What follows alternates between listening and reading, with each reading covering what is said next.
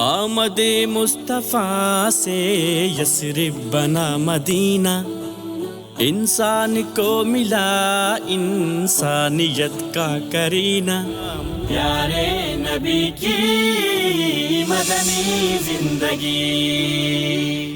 السلام علیکم ورحمۃ اللہ وبرکاتہ۔ آپ کو اس پروگرام میں خوش آمدید کہتے ہیں۔ میں ہوں آپ کا میزبان محمد عاطف الیاس، اور یہ پیغام ٹی وی کی خصوصی ٹرانسمیشن ہے جس کو نام دیا گیا ہے اسوہ انسانیت صلی اللہ علیہ وسلم، پیارے نبی صلی اللہ علیہ وسلم کی مدنی زندگی۔ مدنی زندگی کے حوالے سے بہت ساری باتیں کریں گے انشاءاللہ العزیز۔ اس جو سیشن ہے ہمارا، آج کا جو پروگرام ہے، اس کا موضوع ہے عدل انسانیت کی فتح، نبوی عدل انسانیت کی فتح۔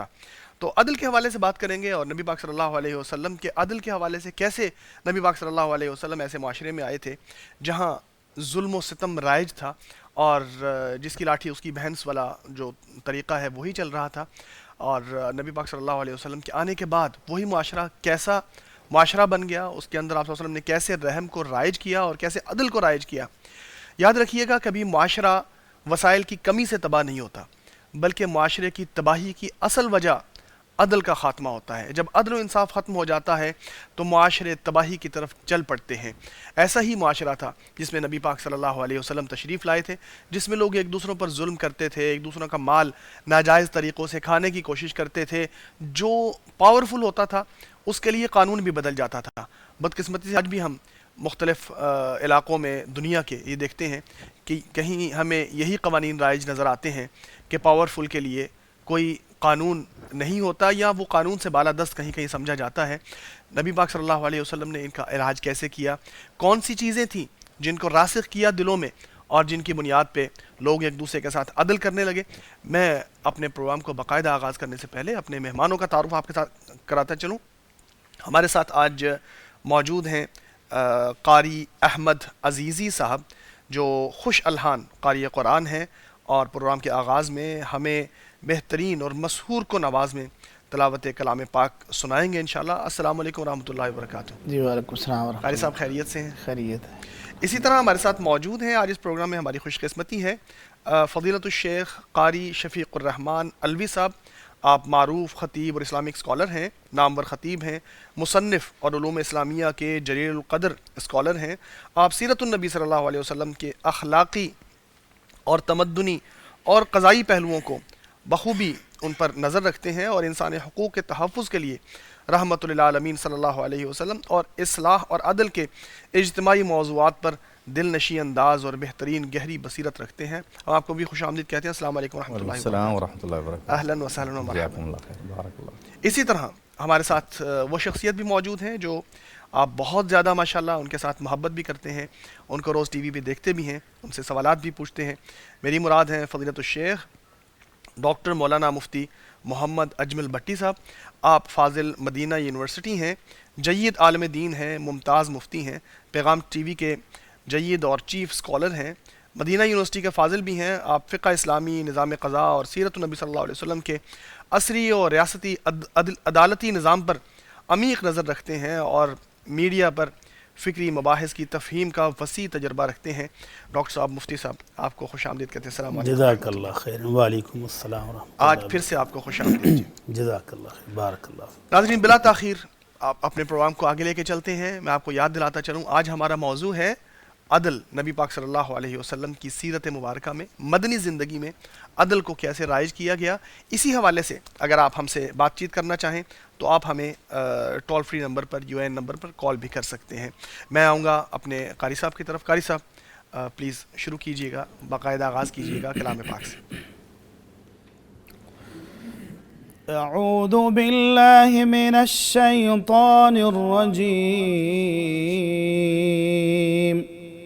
بسم اللہ الرحمن الرحیم۔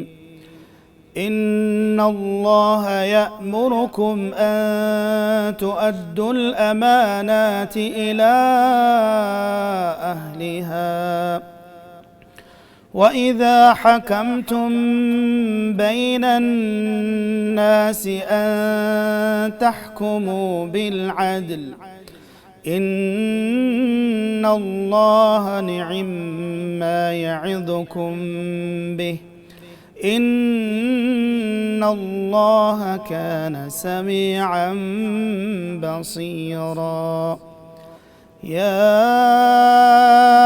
أيها الذين آمنوا أطيعوا الله وأطيعوا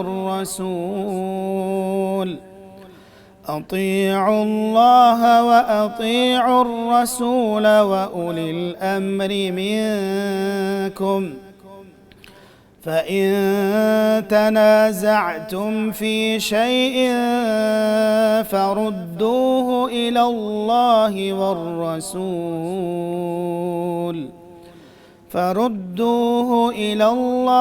والرسول إن كنتم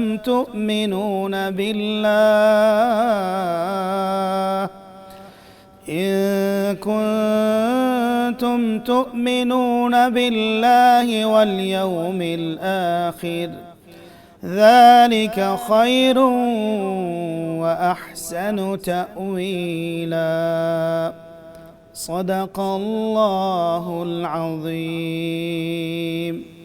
جزاک اللہ خیر. اللہ تعالیٰ آپ کو برکت عطا فرمائے. ماشاءاللہ بہت خوب آپ نے تلاوت کی. اللہ تعالیٰ قبول فرمائے.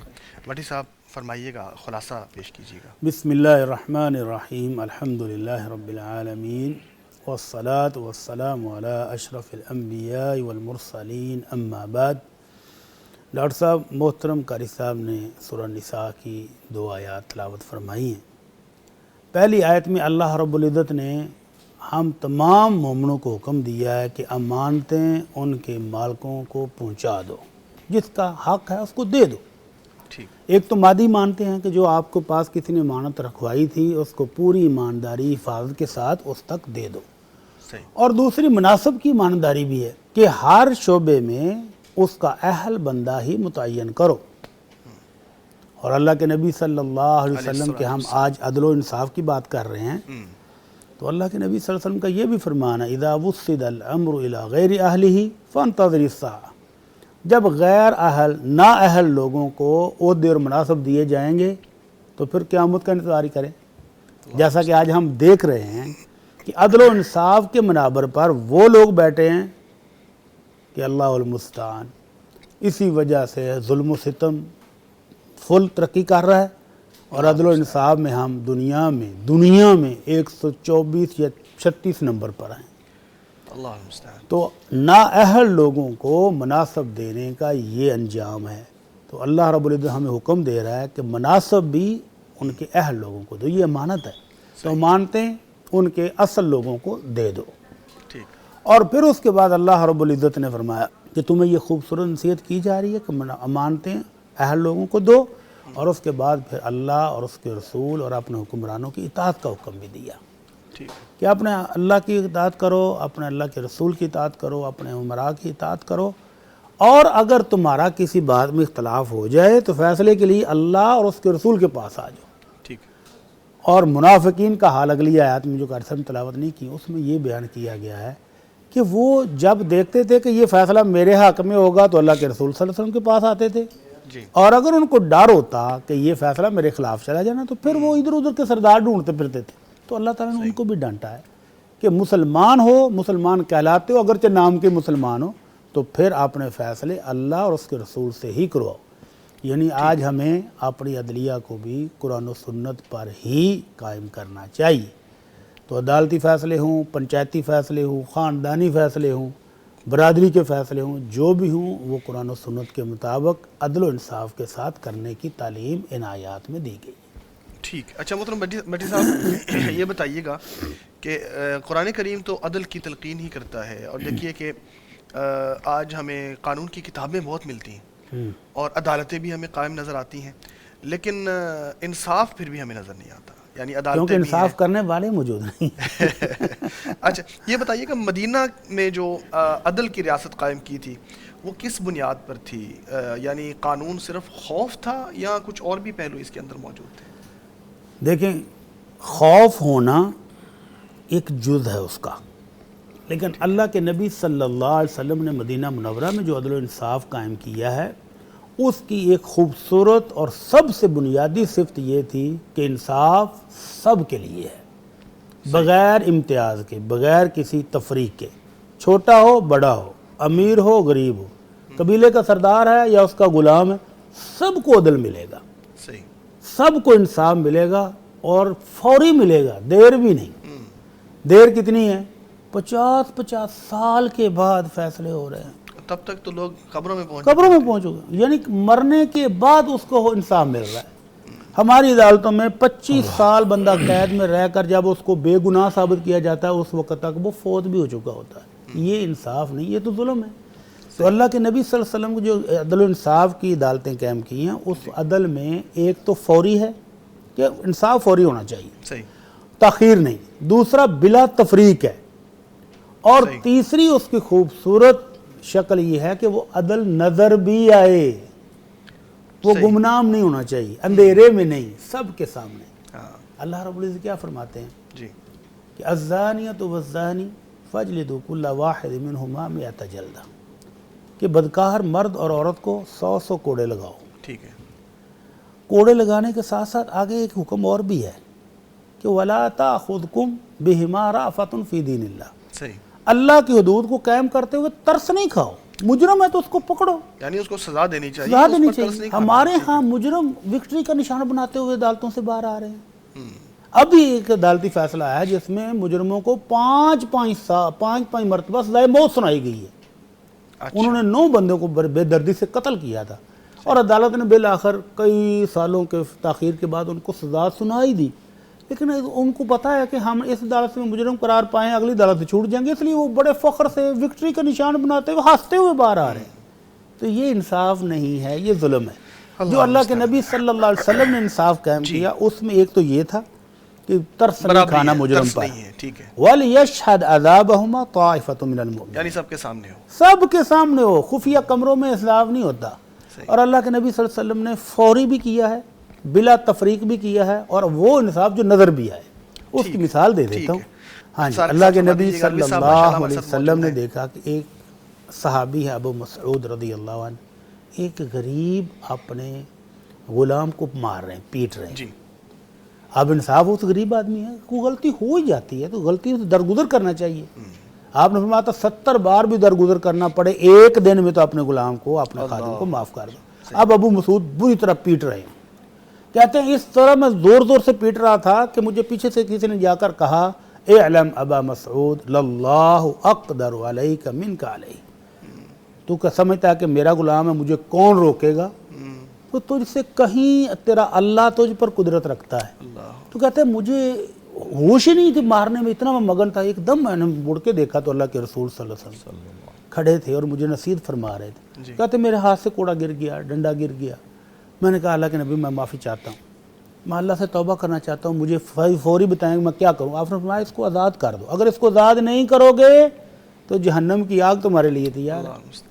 تو یہ فوری انصاف ہے ایک غریب آدمی کے لیے جو نظر بھی آیا ہے، اور آئندہ کے لیے سب کو تنبیہ ہوگی کہ بھائی ظلم و ستم اب نہیں چلے گا۔ یعنی غریب کے حق کے لیے بھی نوٹس لیا گیا فوری، بغیر اس کی شکایت کے۔ فوری نوٹس، یہاں نوٹس بھی لیا جاتا ہے تو امراء کے لیے بالکل ایسے ہی ہے۔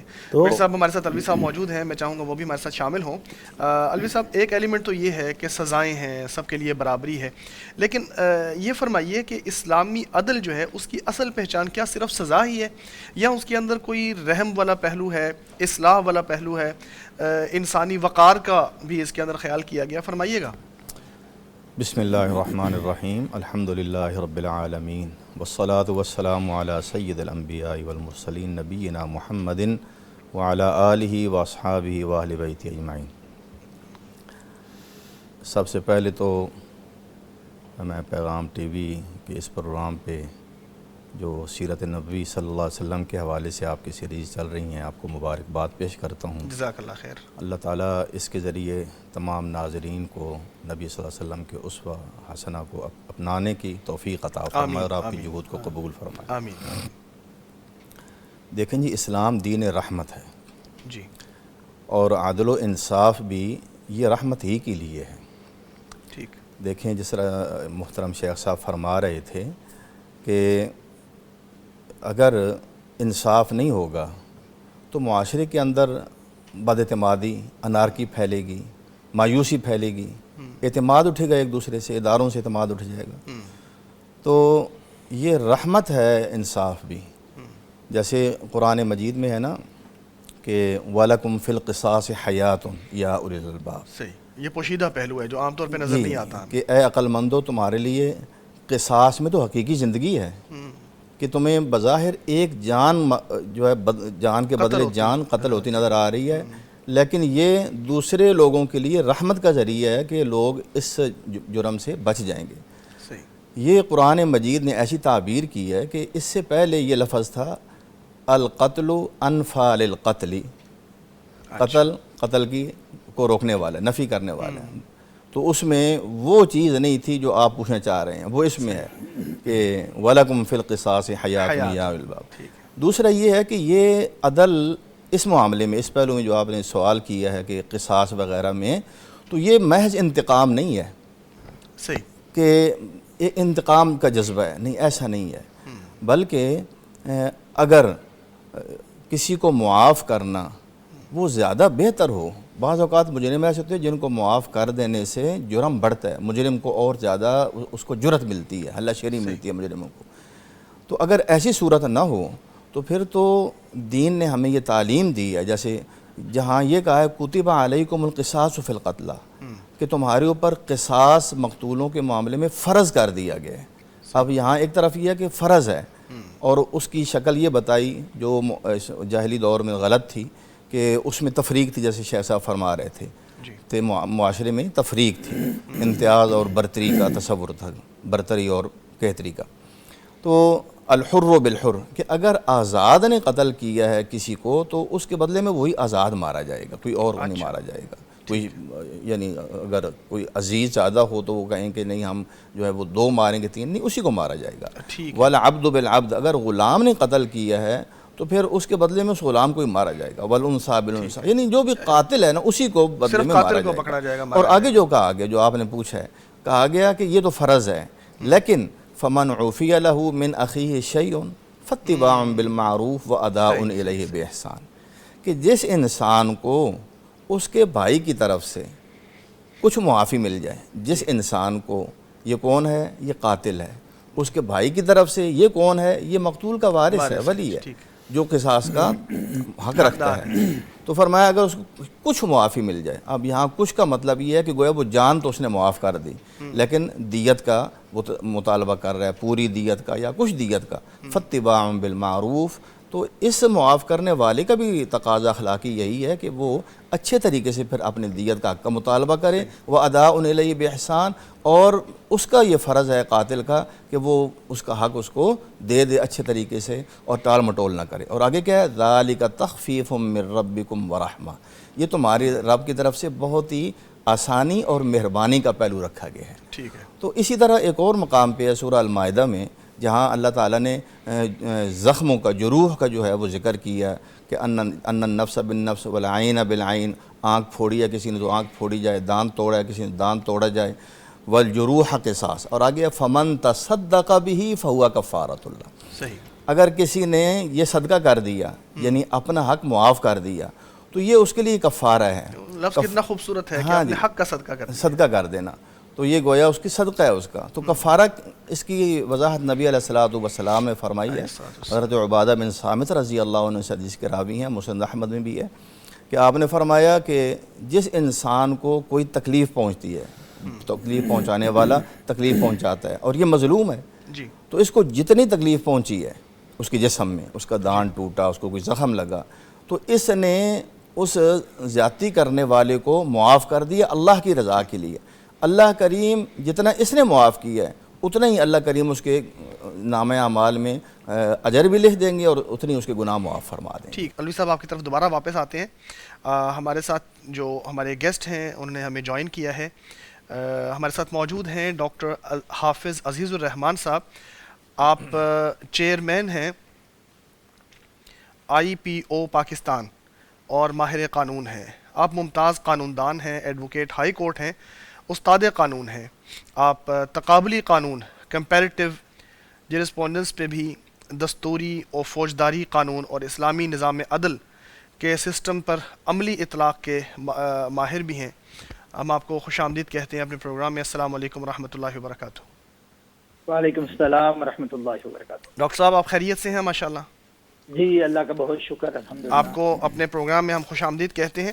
ہم آپ سے یہ جاننا چاہیں گے کہ آج کا جو عدالتی نظام ہے ہمیں نظر یہ آتا ہے کہ اس میں بہت سی خرابیاں ہمیں نظر آتی ہیں, لیکن یہ بتائیے گا کہ سیرت النبی صلی اللہ علیہ وسلم سے ہم اس کی اصلاح کس طرح کر سکتے ہیں, اور سیرت النبی ہمیں کیا راہ دکھاتی ہے عدالتی نظام کی اصلاح کے حوالے سے؟ بسم اللہ الرحمن الرحیم. بہت شکریہ جی, آپ نے بڑا ہی ایک اہم کوسچن کیا ہے.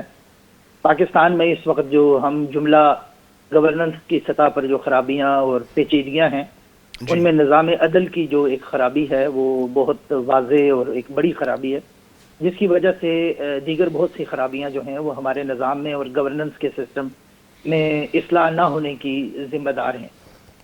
جی.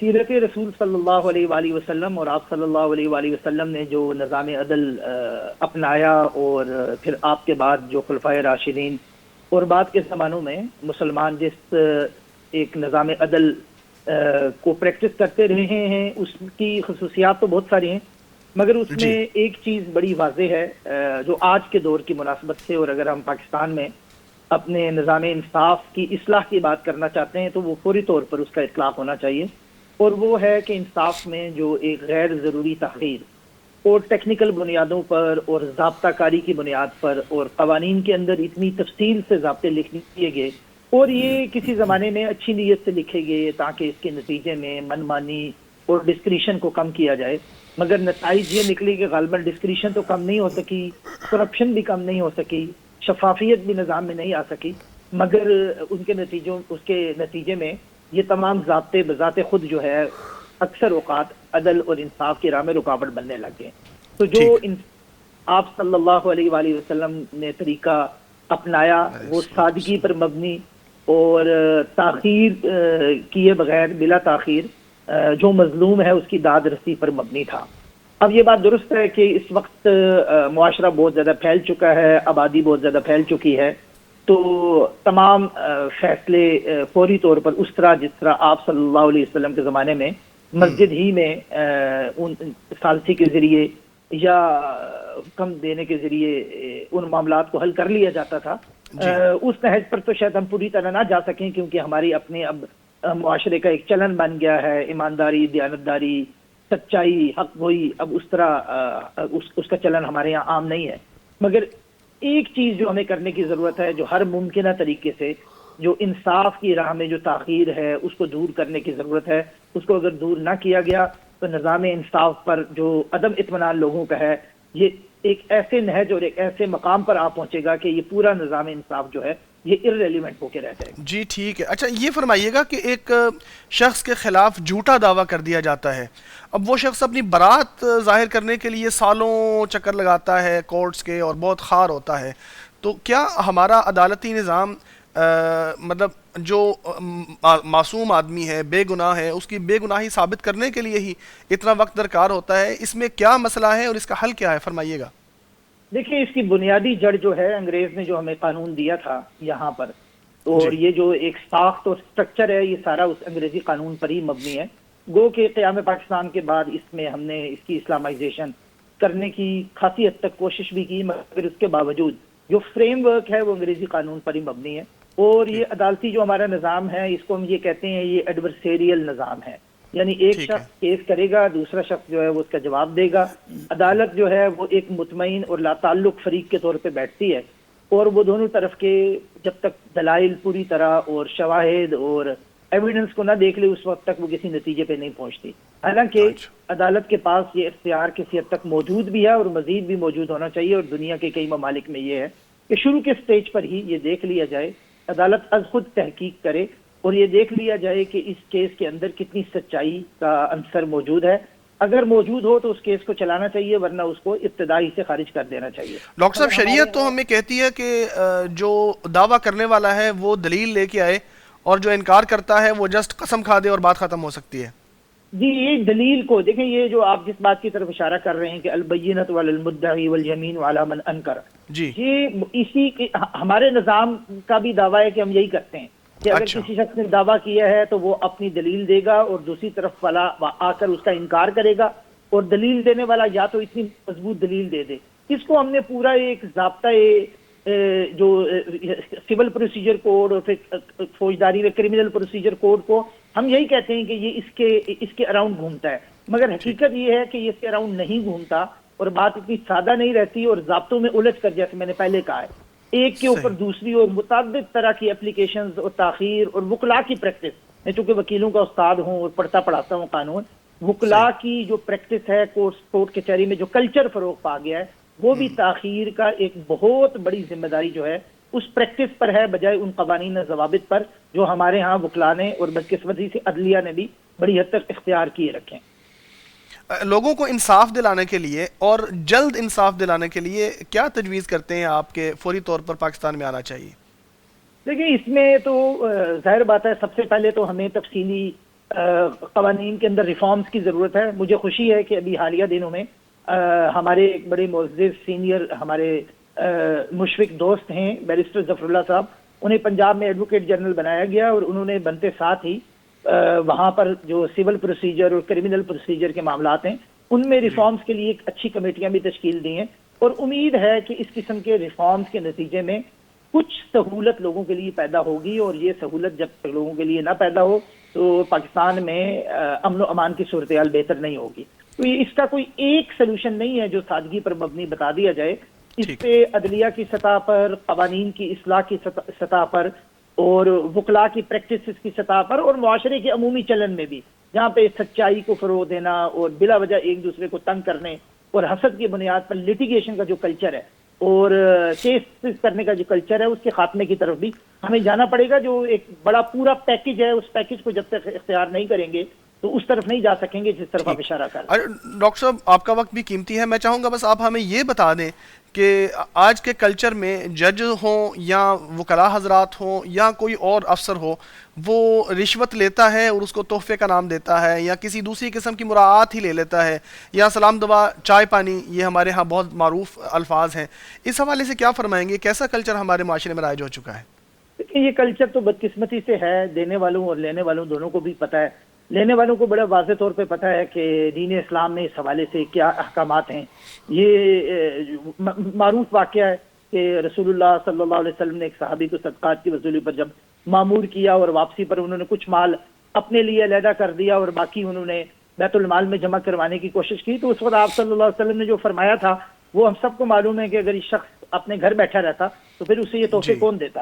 اور اسی لیے ہمارے ہاں ایک قانونی ضابطہ بھی بن گیا ہے کہ جو امال ہیں، جو لوگ چاہے کسی بھی حکومتی سطح پر وہ کام کرتے ہوں، ان کو جو تحفے دی جاتے ہیں وہ خیانت سمجھے جاتے ہیں. اور اس کے لیے پوری دنیا میں بہت سخت قسم کے ضابطے بنائے گئے ہیں اور کنفلکٹ آف انٹرسٹ کو روکنے کے لیے اور اس قسم کے معاملات کو روکنے کے لیے. اور یہ نہیں ہے کہ ہمارے یہاں اس کی آگاہی نہیں ہے، بدقسمتی سے آگاہی ہونے کے باوجود ان کرپٹ پریکٹسز کو ہم نے یہاں پر فروغ دیا ہوا ہے اور پاکستان میں یہ چل رہی ہیں.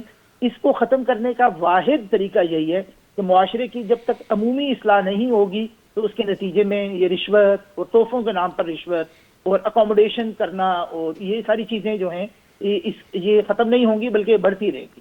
ڈاکٹر صاحب آخری میسج دینا چاہیں؟ ہمارا وقت مختصر ہے، آپ کا وقت بھی قیمتی ہے. جی میرا یہ میسج ہے کہ سیرت رسول صلی اللہ علیہ وسلم کے عنوان پر بہت ہی خوبصورت باتیں ہمارے ہاں ہم کی جاتی ہیں اور ربیع الاول میں تو ہر سال بہت زیادہ کی جاتی ہیں، لیکن ضرورت اس بات کی ہے کہ سیرت کے جو عملی تقاضے ہیں اس کے مطابق ہم اپنے جو رویے ہیں ان کو بدلنے کی کوشش کریں تو اسی سے انشاءاللہ اس معاشرے کی اصلاح ہوگی. بہت شکریہ ڈاکٹر صاحب، آپ ہمارے ساتھ رہے اور آپ نے ہمیں قانونی حوالے سے، عدل کے حوالے سے گائیڈ کیا، جزاک اللہ خیر. الوی صاحب کی طرف واپس آؤں گا. الوی صاحب ہم بات کر رہے تھے، ڈاکٹر صاحب نے بھی بات کی ہمارے معاشرے کے اندر جو خرابیاں ہیں ان کی اصلاح کے حوالے سے. کچھ چیزیں انگریز کی طرف سے ہمیں مل گئیں جن کے اندر کچھ چیزیں ٹھیک ہیں، کچھ چیزیں غلط بھی ہیں. نبی پاک صلی اللہ علیہ وسلم بھی تو فرمایا کرتے تھے کہ جاہلیت کے دور میں ایک ایسا معاہدہ تھا جس میں نے شرکت کی تھی، اسلام میں بھی ایسا معاہدہ ہو، کیا بات تھی فرمائیے گا. بسم اللہ الرحمن الرحیم. نبی صلی اللہ علیہ وسلم کی نبوت سے پہلے جو معاشرے کا قرآن مجید نے بڑے اختصار کے ساتھ چند 2 جملوں میں جو نقشہ کھینچا ہے وہ یہ ہے وَإِن كَانُوا مِن قَبْلُ لَفِي ضَلَالٍ مُبِينٍ. کہ میرے نبی کے آنے ہمارے نبی کے آنے سے پہلے انسانیت کھلی گمراہی میں تھی، اور یہ گمراہی عقائد میں بھی تھی، رویوں میں بھی تھی، ہر چیز کے اندر یہ گمراہی جو ہے نا وہ در آئی تھی۔ تو مکہ مکرمہ جو خود ایک حرم ہے اور حرمت کا ایک بہت بڑا سمبل ہے، تو وہاں کے رہنے والے لوگ بھی جو اپنے آپ جن کی لوگ قدر کیا کرتے اس وجہ سے کہ یہ حرم کے متولی اور مجاور اور قریش ہیں اس لحاظ سے، لیکن اس کے باوجود وہاں بھی یہ بات موجود تھی کہ زور آور وہ کمزور کا مال دبا لیا کرتا تھا اور اس کو کوئی خوف نہیں تھا ہوتا۔ تو آپ نے جو سوال کیا ہے تو اس کا بھی ایک پس منظر ہے۔ نبی صلی اللہ علیہ وآلہ وسلم کی عمر 20 سال تھی، نبوت سے 20 سال پہلے کا یہ واقعہ ہے، مکہ مکرمہ میں ہی آپ تشریف فرما تھے۔ تو ایک تاجر آیا یمن سے، زبید قبیلے کا تھا، اس لیے اس کو زبیدی کہا جاتا ہے۔ تو اس کا مقصد عمرہ کی ادائیگی بھی تھی اور یہ بھی کہ مال جو ہے میں فروخت کروں گا مکہ میں۔ وہ جب وہاں پہنچا بھی اس نے احرام باندھا ہوا تھا، عمرہ اس نے اب ادا نہیں تھا کیا، تو اس کا مال عاص بن وائل سہمی نے جو ایک سردار تھا بہت بڑا، تو اس نے وہ مال لیا، لیکن اس کی قیمت جو بھی طے ہوئی اس نے وہ ساری دبا لی۔ اس نے کہا کوئی قیمت نہیں، جاؤ کام کرو۔ وہ اب بیچارہ ایک مسافر ہے، اجنبی ہے، پردیسی ہے، وہ 2-3 قبائل کے سرداروں کے پاس گیا۔ تو جب انہوں نے یہ پوچھا کہ تمہارا حق دبانے والا ہے کون، اس نے کہا کہ عاصم بن وائل سہمی ہے۔ تو انہوں نے بجائے اس کے کہ وہ کوئی اس کو دلاسا ہی دیتے، الٹا اس کو ڈانٹ دیا، جاؤ جاؤ یہ تمہاری کوئی داد رسی نہیں ہے۔ تو اللہ نے اس کے ذہن میں ایک بات ڈالی، صبح کا وقت تھا سورج نکلنے کے بعد، تو وہ ٹائم ہوتا تھا جب قریش کے سردار حرم کے اندر جمع ہوتے تھے۔ تو جبل ابو قبیس ہے وہ وہاں کھڑا ہوا اور اس نے چند اشعار کہے بڑے درد انگیز بھی اور ان کی حیرت کو جو ہے نا وہ جھنجھوڑنے والے۔ یا آل فہر لمظلوم ببطن مکہ نائم من الدار والنفر ومحرم شعیث لم یقض عمرتہ یا للرجال بین الحجر والحجر ان الحرام لمن تمت کرامتہ ولا حرام لثوب الفاجر الغدری۔ تو اس کا حرام، اور اس کا یہ مطلب تھا کہ اے قریشیو، ایک ایسے مظلوم کی داد رسی کے لیے اٹھو جو اپنے گھر سے اور اپنے رشتہ داروں سے دوستوں سے بہت دور پہنچا ہے، اور وہ مظلوم بھی ہے، محرم بھی ہے، اور بال اس کے پراگندہ، اس کا احرام کا لباس جو ہے وہ پراگندہ ہے، اور ابھی اس نے عمرہ بھی ادا نہیں کیا۔ اے وہ لوگوں جو حجر اسود اور حتیم کے درمیان بیٹھے ہوئے ہو بڑے جو ہے وہ شان و شوکت کے ساتھ، مدد کرو میری۔ اور کہا یہ کہ یہ حرمت اس انسان کے لیے ہے جس کے اپنے اخلاق اچھے ہوں، جو ایک فاجر انسان ہو اور ایک غدار انسان ہو اس کی کیا حرمت ہے۔ تو نبی علیہ الصلوۃ والسلام کے چچا زبیر بن عبد المطلب، انہوں نے جب یہ اشعار سنے تو انہوں نے کہا کہ اس انسان کی داد رسی ہمارا فرض ہے۔ چنانچہ وہ اس کے لیے کوشاں ہو گئے۔ انہوں نے اپنے قبیلے کو اور جو ان کا چچا زاد قبیلہ تھا مطلب بن عبد مناف، اور اسی طرح بنو تیم ابو بکر صدیق رضی اللہ عنہ کا قبیلہ تھا، بنو اسد، بنو زہرہ جو اللہ کے نبی کا ننیالی قبیلہ تھا، یہ 3-4 قبائل عبداللہ بن جدعان کے گھر اکٹھے ہوئے، اور نبی صلی اللہ علیہ وسلم بھی اپنے چچاؤں کے ساتھ زبیر بن عبد المطلب، ابو طالب، ان کے ساتھ جو ہے وہ وہاں تشریف لے گئے۔ انہوں نے وہاں یہ معاہدہ کیا کہ ہم آپ یہ معاہدہ کرتے ہیں کہ ہم مکہ مکرمہ کے اندر، چاہے وہ یہاں کا مقیم انسان ہو چاہے وہ باہر سے آیا ہو، جس کے اوپر بھی کوئی ظلم کرے گا، جس کا کوئی حق دبائے گا، ہم یک جان ہو کر مظلوم کی داد رسی کریں گے، اس کو اس کا حق دلائیں گے، اور ہم اس معاہدے پر اس وقت تک قائم رہیں گے جب سمندر میں پانی کی ایک بوند باقی ہے اور یہ سبیر پہاڑ جب تک کھڑے ہیں، ہم اس معاہدے کے اوپر قائم رہیں گے، اس کی پاسداری کریں گے۔ پھر وہ وہاں سے اٹھے اور عاص بن وائل کے پاس گئے اور اسے کہا کہ اس کو اس کا حق دو، اس کی قیمت ادا کرو یا اس کا مال اس کو واپس کرو۔ اس کا حق اس کو دلایا۔ یہ تھا حلف الفضول۔ حلف الفضول اس لیے اس کو کہا گیا، حلف عہد و پیمان کو کہتے ہیں۔ فضول اس سے پہلے کچھ ایسے لوگ تھے جن کے نام کا آغاز فضل سے ہوتا تھا، فضل بن وداع، فضل یا فضیل، تو انہوں نے بھی ایک معاہدہ کیا تھا کافی عرصہ پہلے۔ تو یہ جو معاہدہ ہے یہ حلف الفضول کا جو اللہ کے نبی کے دور میں ہوا، یہ 20 سال کی عمر میں، یہ جنگ حرب فجار کے بعد ہوا۔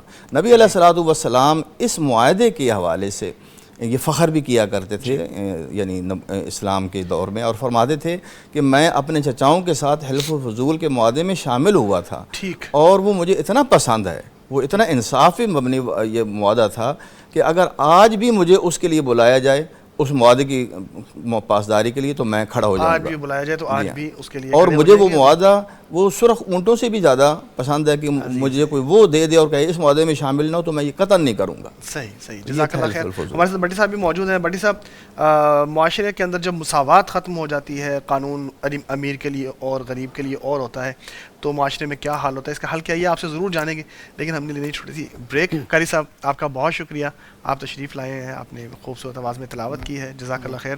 ناظرین چھوٹا سا وقفہ، اس کے بعد حاضر ہوتے ہیں، ساتھ رہیے گا۔ آمد مصطفیٰ سے یثرب بنا مدینہ، انسان کو ملا انسانیت کا کرینہ، پیارے نبی کی مدنی زندگی۔ اچھا جی، عدل کے حوالے سے بات کر رہے ہیں نبی پاک صلی اللہ علیہ وسلم کی دور رسالت میں اور مدنی دور میں جو ہمیں عدل کی مثالیں نظر آتی ہیں۔ ہم بات کر رہے تھے ایکویلٹی بیفور لا، یعنی قانون کے سامنے سب برابر ہیں، اور جب یہ چیز ختم ہو جاتی ہے تو پھر ہمارے معاشرے میں جو کچھ آج ہو رہا ہے وہی کچھ ہوتا ہے جو نظر آ رہی ہیں ہمیں مثالیں۔ آپ یہ فرمائیے گا کہ نبی پاک صلی اللہ علیہ وسلم امیر غریب کے درمیان فرق جو ختم کر دیا لا کے سامنے، اس کی کیا مثال ہے اور کیا اصول ہے جو آج ہم منطبق بھی کر سکتے ہیں اپنے معاشرے میں؟ ہاں جی، ابھی ہم نے پہلے بھی ذکر کیا کہ نبی کریم صلی اللہ علیہ وسلم کے نظام عدل میں 3 بنیادی صفات تھی۔ نمبر 1، بغیر تفریق کے سب کو عدل فراہم کرنا، چھوٹے بڑے کی کوئی تفریق، امیر غریب کی بھی کوئی تفریق وہاں پر نہیں ہے۔ اور نمبر 2، فوری کرنا ہے، اس میں تاخیر بھی نہیں ہے، صدیوں کی سالوں کی تاخیر۔ آپ دیکھتے ہیں کہ اللہ کے نبی صلی اللہ علیہ وسلم کے مدینہ منورہ میں 10 سال زندگی گزاری ہے، حیات مبارکہ کے 10 سال ہیں، اکا دکا واقعات ہیں، قتل و غارت کے، بے حیائی کے، بدکاری کے یا مجرموں کے، تھوڑے سے واقعات ہیں۔ تو وہ کیا وجہ کیا ہے؟ اس کی وجہ یہی ہے کہ عدل سب کے لیے، فوری اور نظر آنے والا۔ صحیح۔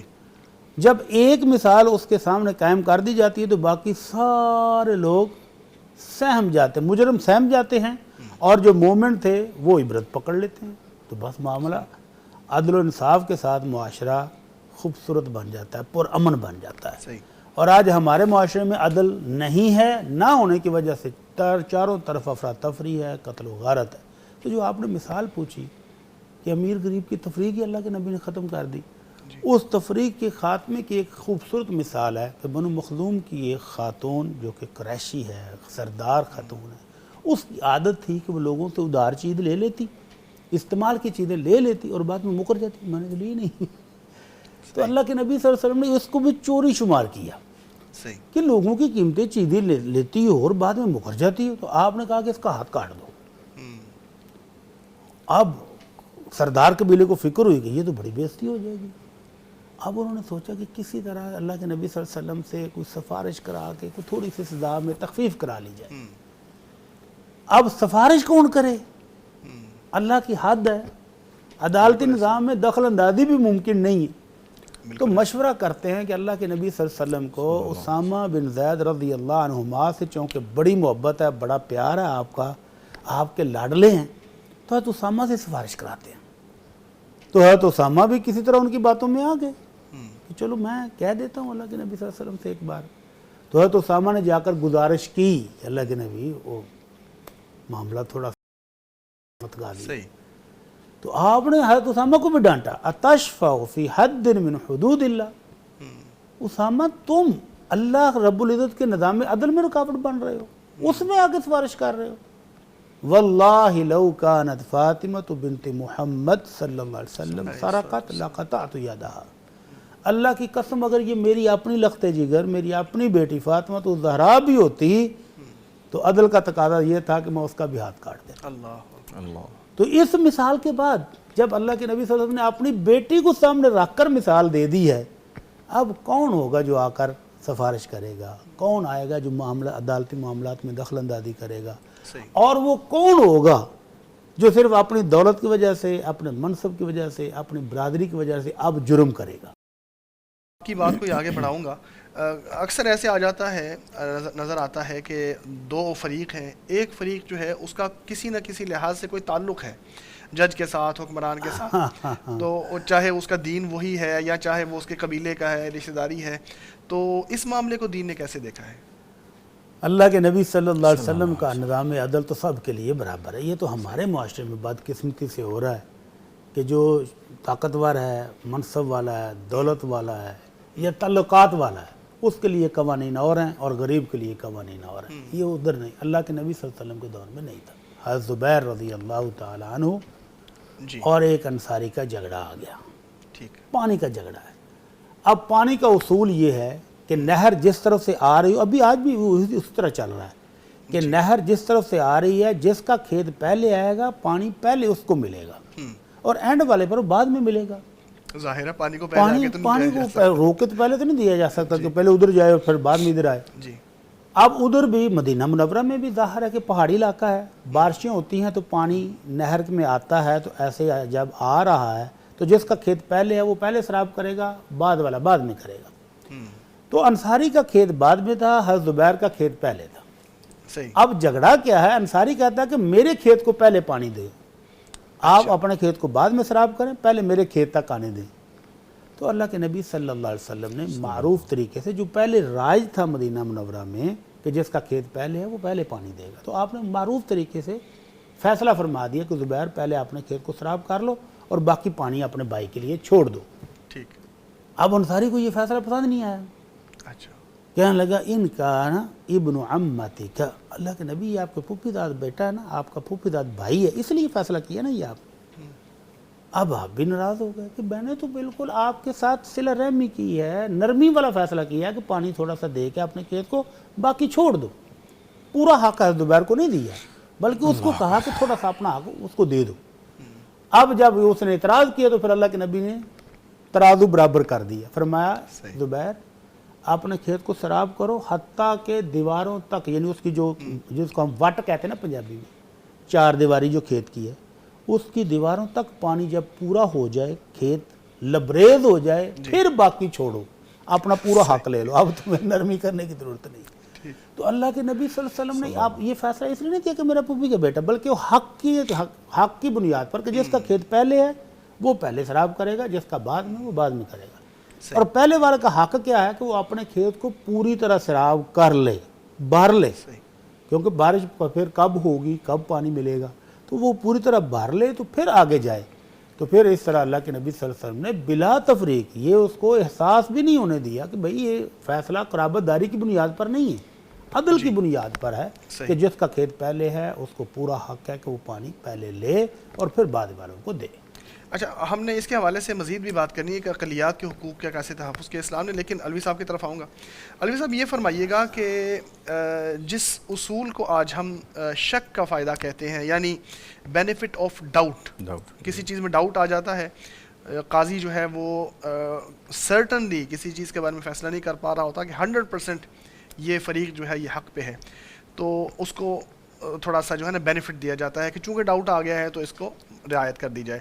اسلام نے اس چیز کو کیسے دیکھا ہے اور اسلام کے کیا اصول ہیں اس حوالے سے؟ بسم اللہ الرحمن الرحیم۔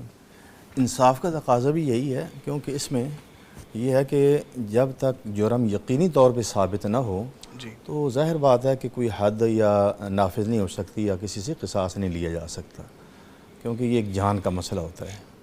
تو ایک اصول ہے شرعی اور فقہی، الحد تدرأ بالشبہہ، کہ حد جو ہے وہ جب شبہ آ جائے تو وہ ختم کر دی جاتی ہے، لیکن اس کا یہ مطلب نہیں کہ جس کے اوپر یعنی وہ الزام لگا ہے، اگر اس کے حوالے سے یہ پتہ ہے کہ یہ کسی نہ کسی حد تک یہ یعنی مجرم ہے تو اس کو بالکل چھوڑ دیا جائے گا۔ تعزیری طور پہ اس کو جو سزا دی جا سکتی ہے، لیکن وہ جو حد ہے وہ اس کے اوپر لاگو نہیں کی جائے گی۔ اس حوالے سے ایک تو نبی صلی اللہ علیہ وآلہ وسلم سے ایک حدیث مروی ہے جامع ترمذی میں، لیکن وہ سنداً ضعیف ہے، یعنی مرفوع، لیکن موقوفاً جو روایات ہیں عبداللہ بن مسعود رضی اللہ عنہ سے صحیح سند سے ہیں، حضرت عمر بن خطاب رضی اللہ عنہ، حضرت علی رضی اللہ تعالیٰ عنہ، ان سے یہ اقوال مروی ہیں کہ جہاں تک ہو سکے اگر شبہ ہو تو حدود جو ہیں وہ لوگوں کو ان کے اوپر نافذ نہ کرو۔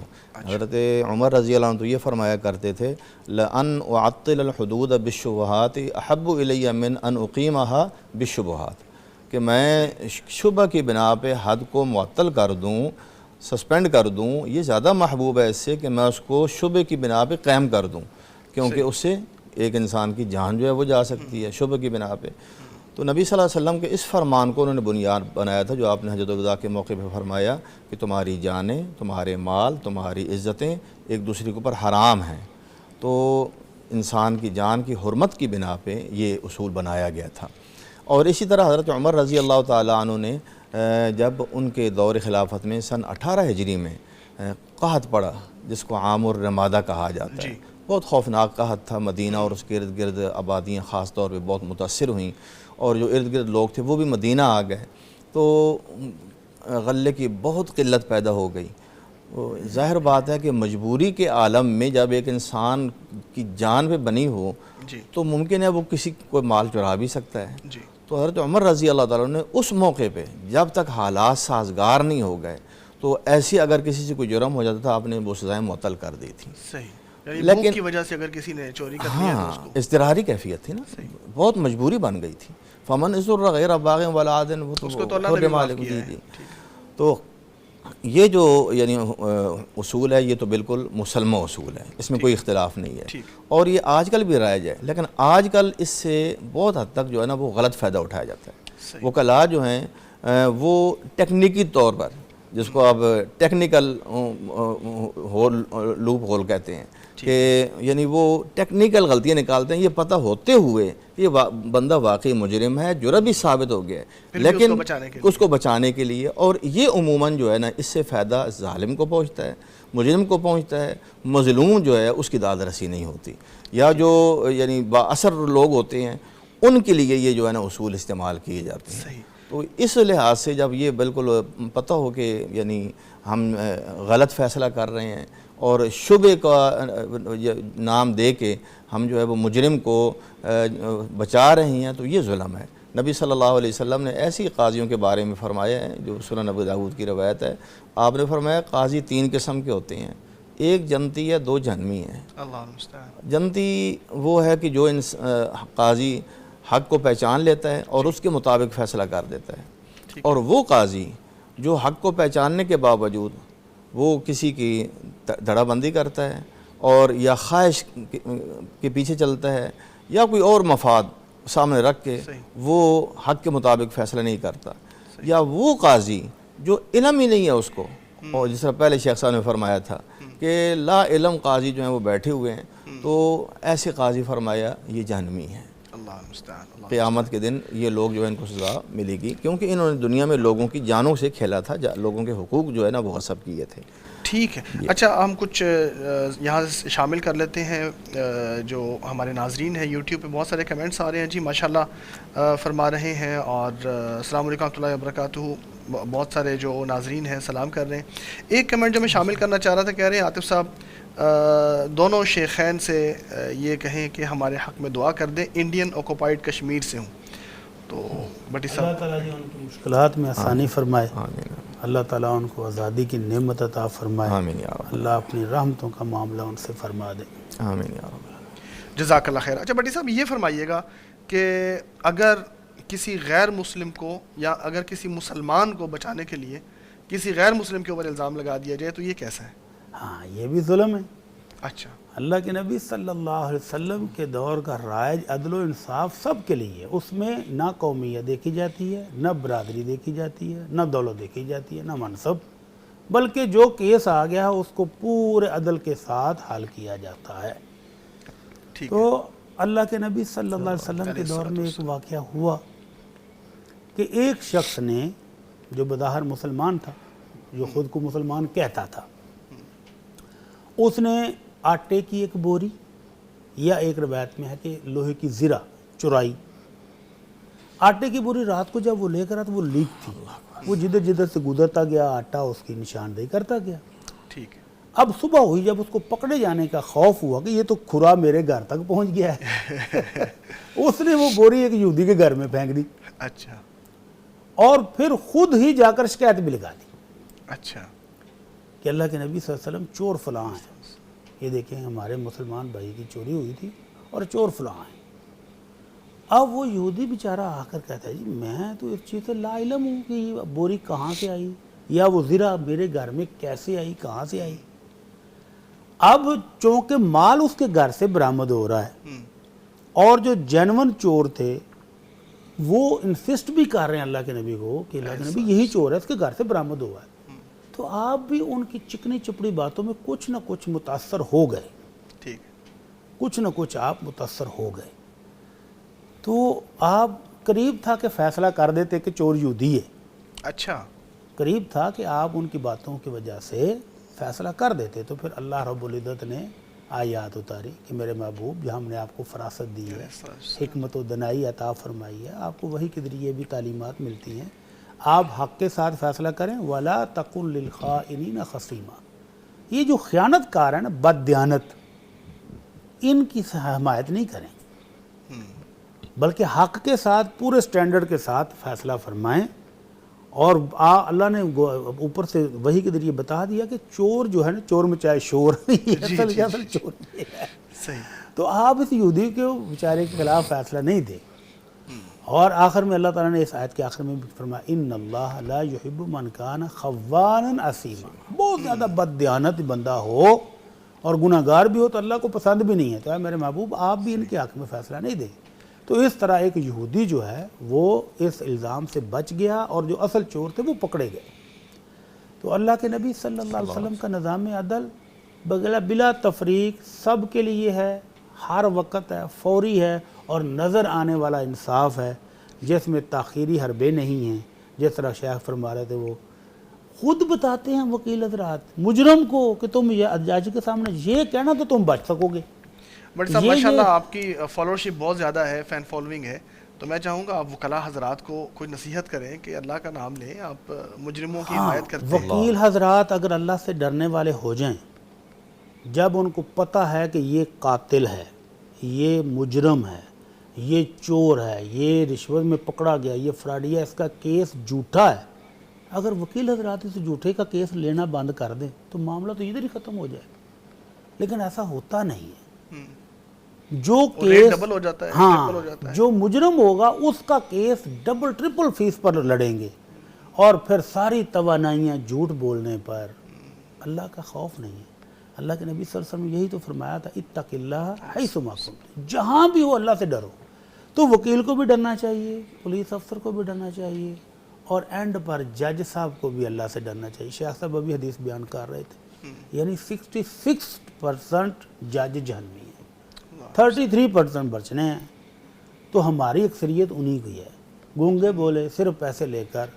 اور میں نے اپنی گناہ گار آنکھوں سے دیکھا ہوا ہے، عدالتوں کے اندر 200 روپے میں گواہ مل جاتا ہے۔ اللہ المستعان۔ حالانکہ گواہی وہ جو میں قسم ایک ہوتی ہے وہ ایسی ہوتی ہے کہ زمین آدمی کے ہل جاتا ہے۔ انتقال کے سلسلے میں گیا ہوا تھا، تو ہم تو اپنے گواہ ساتھ لے کر گئے تھے، مجھ سے پہلے ایک بندے نے کاغذات رکھے ہیں آفیسر صاحب کے سامنے، ہاں بھی تیرے گواہ کہڑے ہیں، اور چلو یارو فلاں فلاں شامل کر دو۔ وہیں پر کھڑے لوگوں کو افلا تو کڑوا، اس کو کاٹ لیا، اس کو کاٹ لیا، اس کو گواہیاں ڈال دی، اور وہ باہر جا کے پیسے مانگ رہے ہیں، بھائی 200 روپے میں نے گواہی دی تھی۔ تو یہ نظام عدل سارا ہی خراب ہوا پڑا ہے۔ تو اگر فالوئنگ کی بات کرتے ہیں تو وکیل حضرات سے میری گزارش تو پھر یہی ہے کہ اللہ سے ڈر جائیں، حق کا ساتھ دیں۔ اگر آپ سچے بندے کا کیس لڑیں اور اس کی خاطر اپنی توانائیاں استعمال کریں تو اللہ آپ کو آخرت میں اجر و ثواب بھی دے گا۔ لیکن یہاں پر تو بڑا الٹ کیس آگے، اخبارات میں ایک کیس فائل ہوا تھا، مشہور ہوا تھا کہ ایک وکیل صاحب کسی بھی امیر آدمی کو ایسے جعلی نوٹس بھیج دیتے ہیں، اچھا، کسی بھی فرم کو، کسی بھی چھوٹی موٹی فیکٹری کو، کسی دکاندار کو، کسی دولت مند شخص کو ایسے جعلی نوٹس، اچھا، اور اس کے خلاف ایک جعلی مدعی کھڑا کر کے کہ اس نے میرے اتنے پیسے دینے ہیں، کیس لڑا دیتے دونوں کو، اور بندہ اپنا دوسرا۔ اچھا، وہ بیچارہ تاریخ پر تاریخ، انصاف تو جلدی ملتا نہیں ہے، وگرنہ وہ عدالت میں ایک پیشی ہو، 2 پیشی ہو تو ختم ہو جائے۔ وہ کئی پیشیوں کے بعد وہ بندہ تنگ آ جاتا ہے، یار کیا مصیبت ہے، پھر یہ اس کو خود آفر کرتے کہ اتنے پیسے ہمیں دو، ہم کیس واپس لے لیتے ہیں. تو وہ پیسے لے کر اس سے کیس واپس لے لیتے. اس سے پوچھا کہ بھائی آپ ایسا کیوں کرتے تھے؟ ذرا جذبہ دیکھیں شیخ صاحب، جذبہ دیکھیں اس بندے کا. وہ صاحب کہتے ہیں کہ میں یہ جھوٹے کیس ان لوگوں کے خلاف اس لیے کرتا تھا، جو آمدن ہوتی تھی میں غریبوں کی خدمت کرتا ہوں. تو یہ ظلم ہے. ویسے یہ دعویٰ تو ہر وہ شخص کرتا ہے کہ جو غلط کمائی کر رہا ہے، ناجائز کمائی کر رہا ہے، اس کو جب منع کرتے ہیں تو کہتے ہیں میں تو صدقہ کرتا ہوں، صدقہ کرتا ہوں، خیرات کرتا ہوں. شیخ صاحب جو فرما رہے ہیں، میں معافی چاہتا ہوں درمیان مداخلت کی. یہ جو یعنی یہ قرآن نے بھی واضح کر دیا ہے، جو شیخ صاحب فرما رہے ہیں کہ اصل تو وکالت جو منصب ہے نا یہ بہت بڑا ہے. یعنی یہ مظلوم کی حقیقت دادرسی سے یہ انسان جو ہے نا وہ ڈبل اجر کما لیتا ہے، دنیا بھی کما لیتا ہے اور اللہ کی رضا بھی حاصل کر لیتا ہے. یہ جو بڑے بڑے وکالات اللہ سے ڈرنے والے، علامہ اقبال رحمۃ اللہ علیہ کے بارے میں بھی ہم نے سنا ہے، قاضی اعظم محمد علی جناح کے بارے میں جھوٹا کیس وہ لیتی نہیں تھی، جو اصل یعنی حقدار ہوتا تھا اس کا کیس ہی لڑتے تھے وہ. اور قرآن کہتا ہے ہا انتم ہؤلاء جادلتم عنہم فی الحیات الدنیا. کچہری صرف عدالت ایک یہ نہیں ہے یا ختم ہو جائے گا معاملہ. فمن یجادل اللہ عنہم یوم القیامت ام من یکون علیہم وکیلا. تم نے دنیا میں تو ان کی طرف سے جھگڑے کر لیے، کیس جیت لیے، ان کو جو ہے دوسروں کے حقوق دلوا دیے. جب قیامت کا دن ہوگا اللہ کے سامنے دوبارہ جب یہ کیس کھلیں گی، یہ فائلیں کھولیں گی، پھر ان کا وکیل کون ہوگا اور تم پھر کہاں کھڑے ہوگے؟ تم اپنا یہ محاسبہ کرو. اچھا علی صاحب یہ فرمائیے گا کہ جھوٹی گواہیوں کی بات کی، بٹی صاحب نے بھی کی، تو نبی پاک صلی اللہ علیہ وسلم نے تو اس حوالے سے بہت جھنجھوڑا تھا لوگوں کو. کیا فرمایا آپ صلی اللہ علیہ وسلم نے؟ وہ ایک حدیث ہے نبی صلی اللہ علیہ وسلم کی، صحیح بخاری میں ہے. نبی علیہ الصلوۃ والسلام نے ایک مرتبہ صحابہ سے فرمایا الا انبئکم باکبر الکبائر. اچھا کبیرہ گناہ ہے نا، کبیرہ کے بھی ایک کبیرہ سپر سیٹ جی جو بہت بڑے ہیں، ان میں فرمایا الاشراک باللہ وعقوق الوالدین. یہ دو یعنی اللہ کے ساتھ شرک کرنا اور ماں باپ کی نافرمانی کرنا، ان کا دل دکھانا، ان کے ساتھ ظلم کرنا، زیادتی کرنا. اور پھر فرمایا الا وشہادت الزور، الا وشہادت الزور. آپ یہ الفاظ کہ لوگوں یہ جو جھوٹی گواہی ہے نا یہ اکبر الکبائر میں اتنی خوفناک ہے کہ اس سے بچنا، اس سے بچنا، اس سے بچنا. صحابہ کہتے ہیں نبی علیہ السلام ٹیک لگا کے بیٹھ کے یہ باتیں ارشاد فرما رہے تھے. تو یہ جب آپ نے پوائنٹ بیان کیا اور اس کو بتکرار جب بیان کیا اور اتنے جذبات کے عالم میں کہ آپ بیٹھ گئے، حتیٰ تمنینا لیتہ ساکتا، کہ ہم نے کہا کاش کہ آپ خاموش ہو جائیں، ہمیں یعنی گویا اس کی سنگینی کا پتہ چل گیا. وجہ کیا ہے؟ وجہ یہی ہے جس طرح آپ نے پہلے وہ ایک حدیث بیان کی تھی البینۃ علی المدعی والیمین علی من انکر. اب مدعی تو اصل ہوتا ہے، وہی اپنا جو ہے کسی کے خلاف بھی دعویٰ پیش کر سکتا ہے، تو اس کے ذمے بینہ ہے.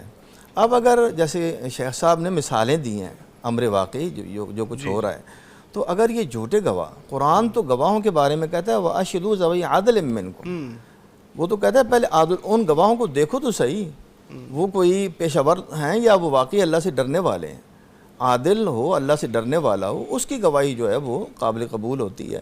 تو یہ چونکہ عدالتی نظام کو تباہ و برباد کر کے رکھ دیتا ہے، تو اس لیے فرمایا یہ سب سے بڑا گناہ ہے، یہ سب سے بڑا گناہ ہے. اس سے کسی کی جان جا سکتی ہے، اس سے کسی کا پورا مال جا سکتا ہے. ظاہر بات ہے کہ قاضی نے تو گواہی دیکھنی ہے، جب اس نے قسم بھی اٹھا لی، گواہی دے دی، ہاں میں نے یہ دیکھا ہے، یہ بالکل ایسا ہی ہے، تو ظاہر ہے اس کے حق میں فیصلہ ہو جائے گا مدعی کے حق میں، چاہے وہ جھوٹا ہو. تو اس لیے یہ بہت خوفناک جو ہے وہ امر ہے.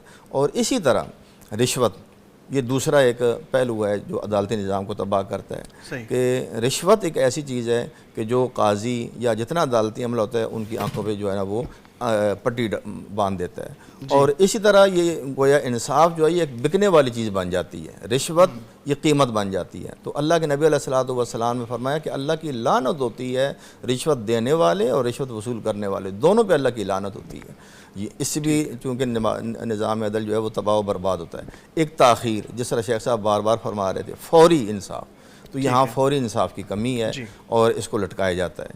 تو یہ وہ چیزیں ہیں کہ جس کی وجہ سے آج کل عوام الناس جو ہیں وہ ایک تو کرب کے عالم میں ہیں اور وہ عدم تحفظ کا شکار ہیں، اور اسی طرح اللہ معاف فرمائے ان کا عدالتوں سے اعتبار اٹھ گیا. تو لہذا چاہیے کہ ان ساری کمزوریوں کو ختم کیا جائے اور حق کو اور انصاف کا اس کا بول بالا. جزاک اللہ خیر. اچھا ایک جی مجھے دیجیے، میں شیخ صاحب کی بات کے ساتھ اپنی بات ملا رہا ہوں جی جی کہ عوام کا عدالتوں سے اعتماد اٹھ گیا نہیں، فوت ہو گیا اعتماد. اللہ جی ایک بزرگ جن کی ساری زندگی باہر کے ملک میں کماتے ہوئے گزری، بیوی بچے اب ان کی دولت پر عیش کرتے رہے، اب بڑھاپے کے عالم میں وہ واپس آئے اور بیوی بچوں نے کہا جی اب آپ کیوں واپس آ گئے، وہ ہمارے تو للے تھلے ختم ہو جائیں گے آپ کے آنے سے، آپ ادھر ہی رہتے کما کے بھیج رہے تھے، ہم کھا رہے تھے. ATM مشین ہے. ہاں ATM مشین تھی. وہ کہتے ہیں میں نے بچوں کی شادیاں تک کر دی ہیں، اب آیا ہوں تو اب بھی انہوں نے مجھے قبول نہیں کیا. تو وہ مکان جو بزرگوں نے خود اپنے پیسوں سے بنوایا ہے، رجسٹری ان کے نام ہے، اسی گھر میں سے بچوں نے اور بیوی نے مل کر ان کو نکال دیا. وہ ایک عرصہ اپنے بھائی کے گھر رہے. پھر کسی نے مشورہ دیا کہ یار آپ کیس کرو، آپ کے پاس رجسٹری ہے، آپ کے پاس سارے کاغذات ہیں، یہ تو کیس ہی کوئی نہیں، ان کو گھر سے نکالو. وہ کہتا ہے جی میں غلطی کر بیٹھا، میں نے کیس کر دیا. اچھا. جس دن ہم جج کے سامنے پیش ہوئے، جج نے کہا بھائی جان ایک سماعت اور اچھا اور آپ کا کیس فارغ ہے، ٹھیک ہے، صرف ایک سماعت اور دے دیں تو انشاءاللہ اگلے جمعہ اگلے سماعت پر ہم آپ کے بچوں کو بلاتے ہیں، ان کا بھی سن کے تو آپ کیس آپ کا بالکل کلیئر ہے. اب ایک سماعت کا جج کہہ رہا ہے. اب ان وکیلوں کی ہیرا پھیریاں کتنے سال جاری رہی ہوں گی؟ 6 سال جاری رہی. اچھا. 6 سال کہتا ہر 15 دن بعد، ہر مہینے بعد، کبھی یہ وکیل نہیں آیا، کبھی وہ نہیں آیا، کبھی جج چھٹی پر ہے، کبھی جج تبدیل ہو گیا.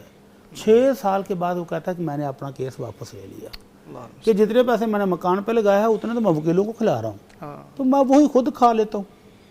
تو اس طرح سے لوگوں کے حقوق ضائع ہوتے ہیں. جھوٹی گواہی، فوری انصاف نہ ملنا، وکیلوں کا جھوٹے کیس لڑنا اور ججوں کا انصاف نہ دینا، اس سے لوگوں کے حقوق غضب ہو جاتے ہیں، جس وجہ سے اللہ کے نبی نے کہا تعالیٰ و شہادت الزور.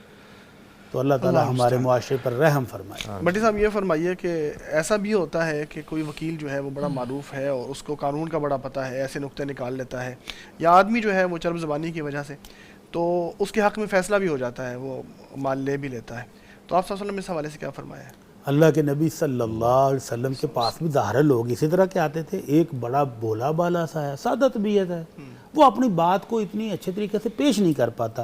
اور دوسرا جیسے ابھی ہم نے واقعہ بیان کیا تھا، وہ بڑا چلاک ہے، ہوشیار ہے، وہ بڑے دلائل بھی دیتا ہے، بڑے نکتے بھی اٹھاتا ہے اور چرب زبانی سے وہ دوسروں کا حق لینے کی بھی کوشش کرتا ہے. تو اللہ کے نبی صلی اللہ علیہ وسلم نے وارننگ دے دی، فرمایا انما انا بشر، لوگو میں بھی اللہ کا ایک بزرگ نیک بندہ ہی ہوں، انسان ہی ہوں نا. اور ممکن ہے کہ تم میں سے کوئی بندہ اپنی دلیل پیش کرنے میں زیادہ ہوشیار ہو، چلاک ہو، ماہر ہو، اور دوسرا بولا بالا سادہ طبیعت ہو، اور میں اس کی چلاکی ہوشیاری کی وجہ سے اس کے حق میں اگر فیصلہ دے دوں فَإِنَّمَا هِيَ قِطْعَةٌ مِّنَ النَّارِ فَلْيَأْخُذْهَا أَوْ لِيَتْرُكْهَا. اگر میں اس بھائی کا حق، سادہ بندے کا حق اس چلاک ہوشیار کو دے رہا ہوں اس کی چلاکیوں کی وجہ سے، تو یہ میں جہنم کا ایک ٹکڑا ہی دے رہا ہوں، چاہے تو لے لے چاہے تو چھوڑ دے. وہ ظاہر دلائل کا زور ہی ہے نا. اب جب اللہ کا ڈر خوف ہوگا عوام میں بھی، وکیلوں میں بھی، جج میں بھی، پھر معاملات سدھرتے ہیں. اور اگر عوام میں ہی اللہ کا ڈر نہ ہو تو عجیب و غریب قسم کے کیس آتے ہیں. ابھی حالیہ دنوں میں ایک کیس آیا کہ ایک شخص نے زمین بیچی ہے، دوسرے نے خریدی ہے. خریدنے والے نے اسٹامپ کروایا ہے، گواہ ہیں، وہ انگوٹھے لگوائے ہیں اور رقم کی ادائیگی بھی ظاہر کی ہوگی. جی چھوٹی رقم نہیں ہے، بڑی رقم. اب کچھ عرصے کے بعد زمین بیچنے والا کہتا ہے جی مجھ سے انہوں نے اسٹامپ کروا لیا، پیسے نہیں دیے. اچھا. اب وہ خریدنے والا کہتا ہے کہ یار اسٹامپ پر آپ نے سائن لگائے، انگوٹھے لگائے ہیں، سائن کیے ہیں، گواہ موجود ہیں، آپ نے رقم لیے بغیر نہیں سارا کچھ کر دیا. اللہ سے ڈرو یار. اب دونوں ہی اللہ سے نہیں ڈر رہے. اب مدعی کے پاس تو اسٹامپ دلیل کے طور پر موجود ہے کہ بھائی یہ گواہ ہیں، یہ سارا کچھ موجود ہے، مدعا علیہ کے پاس کچھ بھی نہیں ہے، اب کچھ بھی نہیں، وہ تو قسمیں اٹھا رہے ہیں جھوٹی۔ تو اب اللہ کا خوف جب تک نہیں ہوگا تو معاملات نہیں سدھریں گے، اللہ کا خوف ہوگا، اللہ سے ڈر جائیں گے، تو پھر اللہ کے نبی صلی اللہ علیہ وسلم کی عدالت میں تو کچھ کیس اور بھی طرح کے آتے تھے۔ ایک صحابی آئے تھے نا، اللہ کے نبی صلی اللہ علیہ وسلم، مجھ سے غلطی ہو گئی، مجھ پر آپ حد لگائیں، سزا مجھے دیں تاکہ میں دنیا میں پاک ہو جاؤں۔ اللہ المستعان۔ تو آپ نے فرمایا وہی حق ارجع فاستغفر اللہ، واپس چلے جاؤ، چھپ کر کے اللہ سے توبہ کر لو، جس طرح چھپ کے گناہ کیا ہے اسی طرح چھپ کے توبہ کر لو۔ صحیح۔ لیکن وہ بیچارہ اندر سے اتنا شرمسار ہے، ضمیر کو چوکے لگا رہا ہے، اس کو چین ہی نہیں آ رہا، وہ بار بار آ جاتا ہے کہ اللہ کے نبی نہیں، مجھے سزا دے۔ آپ نے فرمایا ہو سکتا ہے تم نے وہ جرم اس طرح نہ کیا ہو جس طرح تم اس کے سمجھ رہے ہو، جی۔ تو نے معمولی سا کوئی جرم کیا ہوگا اور تم اس کو سخت سمجھ رہے، کہتے نہیں اللہ کے نبی میں نے جرم کیا ہے، مجھے سزا دیں، مجھے سزا دیں۔ اللہ کے نبی صلی اللہ علیہ وسلم نے پوچھا کہ یار اس کا کوئی دماغ تو نہیں ہلا ہوا، عقل ٹھیک ہے؟ صحابہ نے کہا جی ہاں اللہ کے نبی بالکل سیٹ ہے۔ پھر آ گیا اللہ کے نبی مجھے سزا دے، آپ نے فرمایا اس کا منہ سونگو کہیں شراب تو نہیں پی گئی؟ نہیں اللہ کے نبی شراب بھی نہیں پیتا۔ پھر آ گیا جب 4 گواہیاں، کوئی گواہ نہیں تھا اس کے گناہ پر، چھپا ہوا تھا، اور اللہ کے نبی نے کہا بھی کہ جاؤ توبہ کر لو، جس طرح چھپ کر گناہ کیا اللہ سے توبہ کرو، اللہ معاف کر دے گا۔ جی۔ لیکن اس کو شرمندگی، اللہ کا خوف، آخرت کا ڈر، اللہ کے عذاب کا ڈر اس قدر ہے کہ اس کو چین ہی نہیں آ رہا، اور بالآخر جب اس نے 4 گواہیاں مختلف اوقات میں اپنے ہی خلاف دے دی تو اللہ کے نبی نے کہا جاؤ اب اس کو جا کر رجم کر دو۔ صحیح۔ تو یہ خوف اور ڈر جب تک ہمارے دلوں میں نہیں ہوگا اللہ کا، تو پھر عدالتیں اتنے کیس ہیں کہ ہزاروں کے حساب سے پلندے جڑے ہوئے ہیں، اور عدالتوں کے پاس ٹائم ہی نہیں ہے ان کیسوں کو سننے کا، نہ فیصلہ کرنے کا۔ الوی صاحب آپ کی طرف آتے ہیں، ہم نے جاننا یہ ہے کہ تاریخ میں کبھی ایسا بھی ہوا ہے کہ خود احتسابی والا معاملہ جو بھٹی صاحب فرما رہے ہیں کہ حکمران خود اپنی رایا کے خلاف حق مانگے اور اپنا قصاص لینے کا کھلا اختیار دے دے لوگوں کو کہ جس نے حق لینا ہے مجھ سے لے لے؟ بسم اللہ الرحمن الرحیم۔ دیکھیں جی ہمارے لیے نبی صلی اللہ علیہ وسلم کی ذات ہی بہترین نمونہ ہے، اور آپ نے ہی جو ہے وہ یہ تمام اخلاقی جو قدریں ہیں نا وہ متعارف کروائیں اور ان کی اعلیٰ مثالیں قائم کی۔ نبی صلی اللہ علیہ وآلہ وسلم کی زندگی کا ایک واقعہ ہے، بلکہ واقعات تو کئی ہیں کہ جن میں آپ کے ساتھ ایک واضح زیادتی ہوئی اور آپ نے اس کو درگزر کر دیا۔ اس کے مقابلے میں آپ خود یہ کہہ رہی ہیں کہ اگر میری طرف سے کوئی زیادتی ہے تو میں بالکل اپنے آپ کو جو ہے نا وہ قصاص کے لیے تیار ہوں دینے کے لیے۔ تو اس حوالے سے ایک تو وہ حدیث ہے جو نبی علیہ الصلوۃ والسلام کی زندگی کی جو آخری وصیتیں ہیں اور آخری خطبہ ہے، وہ خطبہ وہ بھی ثابت ہے، لیکن اس میں جو یہ الفاظ ہیں نا کہ آپ نے کہا ہو کہ جو مجھ سے اگر کسی نے کوئی قصاص لینا ہے یا کوئی مال ہے، تو وہ روایت کا حصہ اس کے اوپر محدثین نے خاصا کلام کیا، وہ تو ثابت نہیں، لیکن ایک صحیح سند کے ساتھ ایک واقعہ اور ثابت ہے جو اس سے بھی زیادہ جو ہے نا وہ سمجھیں ایک نازک معاملے والا ہے اور بڑا سبق آموز ہے۔ جی۔ وہ ہے جنگ بدر کا۔ جی۔ جنگ بدر کے موقع پہ جو سب سے پہلی جنگ ہوئی ہے اور مسلمانوں کی 313 وہ تعداد تھی، بدری صحابہ تھے، تو آپ ان کی صفیں درست فرما رہے تھے، کیونکہ قرآن کہتا ہے ان اللہ یحب الذین یقاتلون فی سبیلہ صفا کانہم بنیان مرصوص۔ ان کو سیسہ پلائی دیوار کی طرح بنا رہے تھے نا۔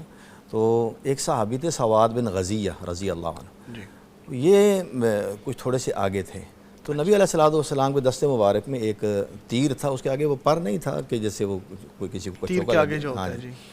تو آپ جب ایسے آگے جا رہے ہیں تو سواد پہ نظر پڑی کہ وہ کچھ آگے ہیں صف سے، تو آپ نے نا ایسے تیر سے ان کے پیٹ پہ کہا کہ سواد استوی، برابر ہو جاؤ، صف میں ہو جاؤ۔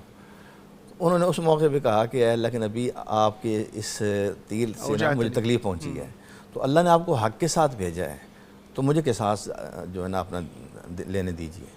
آپ نے ایسے موقع پہ، اتنا نازک موقع ہے، لڑائی کا موقع ہے اور یہ سب کچھ، کہ آپ کے چہرے پہ کے تاثرات بدلے ہوں، ناگواری کا کچھ جو ہے وہ اظہار ہوا، قطعاً نہیں، آپ نے فوراً اپنے آپ کو پیش کر دیا اور تیر اس کے ہاتھ میں دے دیا۔ تو تو اس نے کہا کہ اللہ کے نبی دیکھیں میرا پیٹ تو ننگا ہے، آپ کے پیٹ کے اوپر تو کپڑا ہے، آپ نے کپڑا ہٹا دیا۔ تو حضرت سواد رضی اللہ تعالیٰ عنہ آگے بڑھے اور وہ آپ سے چمٹ گئے اور آپ کے پیٹ پہ بوسے دینے لگ گئے۔ اس میں یعنی سبق کیا ہے؟ آپ نے پھر یہ پوچھا کہ سواد ما حملک علی ھذا، ایسا کیوں کیا تم نے؟ تو وہ فرمانے لگے اللہ کے نبی آپ کو پتہ ہے کہ جنگ ہونی ہے، ممکن ہے میری زندگی کے آخری لمحات ہوں اور میرے مقدر میں شہادت لکھی اور میں اپنے اللہ کے سامنے پیش ہوں۔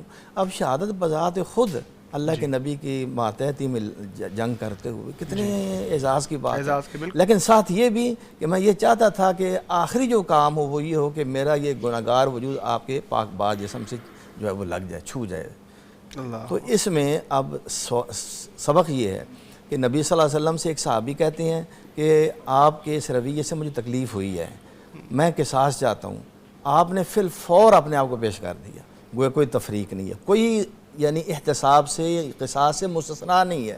تو ہمارے ہاں قوانین جو بنائے جاتے ہیں ان میں کس طرح اپنے آپ کو فلاں بھی یعنی خود احتساب سے مستثنا ہے، فلاں بھی مستثنا ہے، یہ اللہ رب العالمین کے نظام عدل کے خلاف ہے، واضح خلاف ہے کہ آپ اللہ کے خلیل ہیں، آپ سید البشر ہیں۔ جی، یعنی نظام عدل جو ہے یہ حکمران سے بھی حکمران سے اوپر سے شروع ہوگا۔ تو پھر تو اسی سے دیکھیں پھر کہ وہ دیواریں گر جاتی ہیں جو رعایا اور حکمران طبقے کے درمیان جو دیواریں ہم کھڑی کر دیتے ہیں، نبی صلی اللہ علیہ وسلم کھڑے ہیں اور وہ اور یہ گویا احترام محبت یہ اپنے مقام پہ تھی، لیکن وہ معاشرہ ایسا تھا کہ گویا ان کو اپنے حق کے لیے بولنا یہ بالکل ان کو پتہ تھا کہ ہمیں اس میں آزادی ہے، ہم اپنا حق لینے کے لیے کسی بھی فورم پہ بول سکتے ہیں اور ہمیں اسے روکا نہیں جائے گا، اور اللہ کی طرف سے بھی ہمیں اس کی کسی قسم کی جو ہے نا وہ یعنی ناراضگی کا اظہار نہیں ہوگا، کیونکہ قرآن نے عدل کا جو ہے حکم دی ہے۔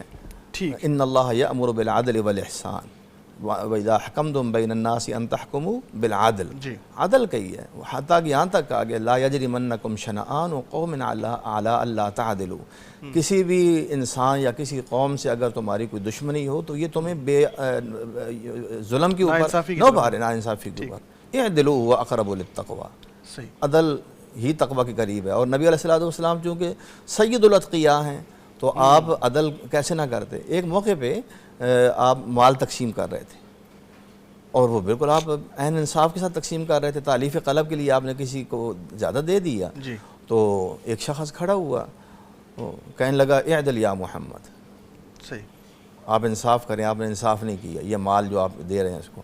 آپ نے کیا فرمایا تھا؟ آپ نے فرمایا فَمَن يَعْدِلُ إِذْ لَمْ أَعْدِلْ، اگر میں نے انصاف نہ کیا تو پھر اس کائنات میں انصاف کرنے والا کون آئے گا؟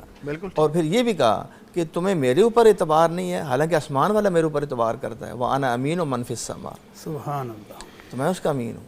اللہ تو نبی صلی اللہ علیہ وسلم کی اسی سیرت کو سامنے رکھتے ہوئے خلفائے راشدین نے بالکل ہمیشہ اپنے آپ کو انصاف کے لیے انصاف سے مبرہ نہیں سمجھا، حتیٰ کہ حضرت عمر رضی اللہ عنہ اپنے عمال کو یہ لکھا کرتے تھے، اور ان کی سخت جو ہے وہ، اور حج کے موقع پہ تمام عوام کو یہ کھلی چھٹی تھی، دنیا کے کونے کونے سے وہ آتے تھے کہ اگر کسی علاقے کے عامل نے یا اس کے کسی متعلق نے کسی قسم کی زیادتی کی ہو تو یہاں آ کے میرے سامنے جو ہے وہ اپنا مقدمہ پیش کر دو۔ مدینے میں آ جایا کرتے تھے، حضرت عمر رضی اللہ عنہ بلا لیا کرتے تھے حکمرانوں کو۔ وہ مصر کا واقعہ، مصر کا واقعہ حضرت عمر بن عاص رضی اللہ عنہ کا، کہ ان کے بیٹے نے گھوڑ دوڑ میں جو حصہ لیا تو ایک عام آدمی کا گھوڑا آگے نکل گیا، تو اس کو اس کے اوپر تیش آ گیا، کہا کہ تو تیرا گھوڑا میرے سے آگے کیوں نکلا ہے؟ تو اس کے ساتھ اس نے زیادتی کر دی، تو وہ فوراً وہ اس کے پاس مدینہ میں آ گیا۔ آپ نے دونوں کو بلا لیا، عمر بن عاص رضی اللہ عنہ کو، فاتح مصر ہیں، بڑے ٹھاٹ پاٹ والے ماشاءاللہ صحابی ہیں، مدبر ہیں اور اسلام کے لیے خدمات ہیں، تو ان کو بھی بلایا، بیٹوں کو بھی، اور اس مظلوم کو کہا کوڑا دے کے کہ اس کو مارو جتنے اس نے مارا ہے تمہیں۔ تو حضرت عمر بن عاص نے کہا تھا کہ اس سے تو لوگوں کے جھجک ختم ہو جائے گی، فرمایا نہیں، جھجک ختم نہیں ہوگی، یہ انصاف کا بول بالا ہوگا۔ اور یہ پھر ایک تاریخی جملہ کہا تھا، متى استعبدتم الناس وقد ولدتهم امهم احرارا، تم نے لوگوں کو کب سے غلام بنا لیا، ان کی ماؤں نے تو ان کو آزاد جانا تھا۔ تو آج ہم اتنی تفصیل سے بتا رہے ہیں، بلکہ یہ تو کچھ بھی نہیں ہے، یعنی یہ حالات ہی ایسے ہیں کہ یہاں تو ہم گویا غلام ہیں، آزادی کی حالت میں بھی غلام ہیں، ہمیں جو چاہے وہ قانون کے گرفت میں لے لے بغیر ثبوت کے، اور جس کو چاہیں وہ مجرم سامنے بھی ہوں ان کو چھوڑ دیں اور پوچھنے والا کوئی نہ ہو۔ صحیح، جزاک اللہ خیر۔ بٹی صاحب، میں آپ کی طرف آنا چاہوں گا، یہ فرمائیے دو مسلمانوں کا جھگڑا ہو جاتا ہے عدالتوں میں چلے جاتے ہیں، بلکہ بھائیوں کے درمیان جھگڑے ہو جاتے ہیں تو وہ بھی عدالتوں میں چلے جاتے ہیں، باپ بیٹے کا، چچے کا، اس طرح زیادہ رشتہ داروں کے بھی جھگڑے ہو جاتے ہیں، عدالتوں میں چلے، عدالتوں کے فیصلے جو ہیں وہ پھر جیسے آپ فرما رہے تھے کہ سالہ سال کئی مرتبہ زندگیاں گزر جاتی ہیں، فیصلے نہیں ہوتے، تو کیا بہتر نہیں ہے کہ چند لمحے آپس میں بیٹھ جائیں تو بیٹھ کے فیصلہ کر لیں؟ کیا جی ہاں، اللہ کے نبی صلی اللہ علیہ وسلم فرماتے تو تعلیمات یہ دے رہے ہیں کہ اگر آپ کو اپنا حق چھوڑنا بھی پڑے، جی اپنے حق میں سے زیادہ بھی دینا پڑ جائے تو دے دو، صلح رکھنی چاہیے، صلہ رحمی کرنی چاہیے، امن برقرار رہنا چاہیے، محبت برقرار رہنی چاہیے۔ عدالتی کیسوں میں کیا ہوتا ہے، بھائی بھائی کے خلاف کیس کرتا ہے، اس کی زندگی ختم، اس کے بچوں کے اور تیسری نسل تک کیس چلتا رہتا ہے، اور نفرت ایک دوسرے کو دیکھنا بھی پسند نہیں کرتے۔ جبکہ اللہ کے نبی صلی اللہ علیہ وسلم کچھ دے دلا کر اگر کوئی معافی کر سکتا ہے، کوئی مہلت دے سکتا ہے، تو آپ کیسوں کو نپٹانے کا حکم دیتے ہیں۔ آپ اپنے حجرہ میں تھے، آپ نے دو جھگڑنے والوں کی بات سنی، باہر تشریف لائے، دیکھا کہ حضرت کعب بن مالک اور عبداللہ بن ابی حضرت رضی اللہ عنہما آپس میں جھگڑ رہے ہیں۔ پوچھا کیا بات ہے؟ تو حضرت کعب نے کہا اللہ کے نبی ان سے قرضہ لینا ایک عرصہ ہو گیا، دے نہیں رہے۔ اچھا، تو آپ نے فرمایا اچھا کتنا قرضہ ہے؟ قرضے کی مقدار زیادہ ہوگی، تو آپ نے فرمایا کعب آدھا معاف کر دو۔ تو حضرت کعب نے وہیں کھڑے کھڑے کہا اللہ کے نبی میں نے کر دیا، آپ نے حکم کیا تو میں نے آدھا چھوڑا۔ صحیح، آپ دیکھیں کیس لمبا کرنے کی ضرورت کو نہیں، وہیں کھڑے کھڑے اللہ کے نبی نے عبداللہ رضی اللہ عنہ سے کہا عبداللہ جاؤ اور جو باقی رہ گیا وہ ادا کرو، تو معاملہ ختم ہو گیا۔ اب یہ محبت بھی باقی رہی، امن بھی باقی رہا، اور دونوں کو انصاف بھی مل گیا۔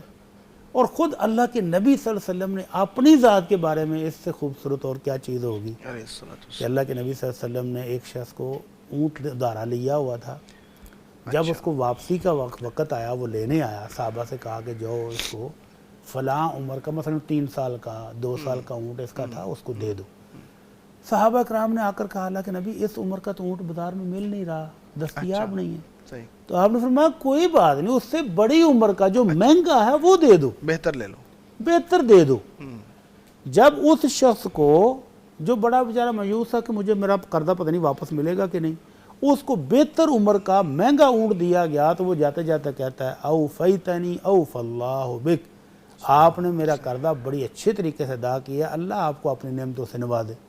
تو اللہ کے نبی صلی اللہ علیہ وسلم نے فرمایا خیارکم احسنکم قضاء، تم میں سے بہترین وہ ہے جو ادائیگی کرتے وقت اچھے طریقے سے ادائیگی کرے۔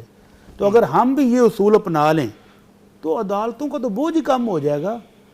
اب ہمارے دولت کے مال کے لین دین کے جھگڑے کیا ہیں، میں نے اسے اتنے پیسے لینے ہیں یہ دیتا نہیں، اور اگر آپ تھوڑے سے اس کو مہلت دے دیں، من انظر مؤسرا اظلہ اللہ فی ظلہ یوم لا ظل الا ظلہ، جو بندہ تنگ دست کو مہلت دے دے اللہ اس کو اپنے عرش کا سایہ دیں گے اس دن جب کوئی اور سایہ بھی نہیں ہوگا۔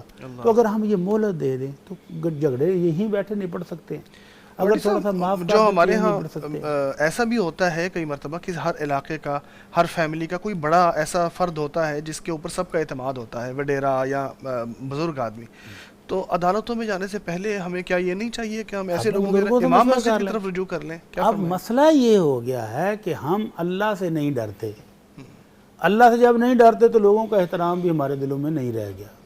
والدین دونوں کو سمجھانے کے لیے موجود ہے، لیکن والدین کے پاس کوئی بھی نہیں جائے گا، وکیل کو دونوں فیسیں دیں گے جا کر، اور پھر لمبا کیس چلے گا۔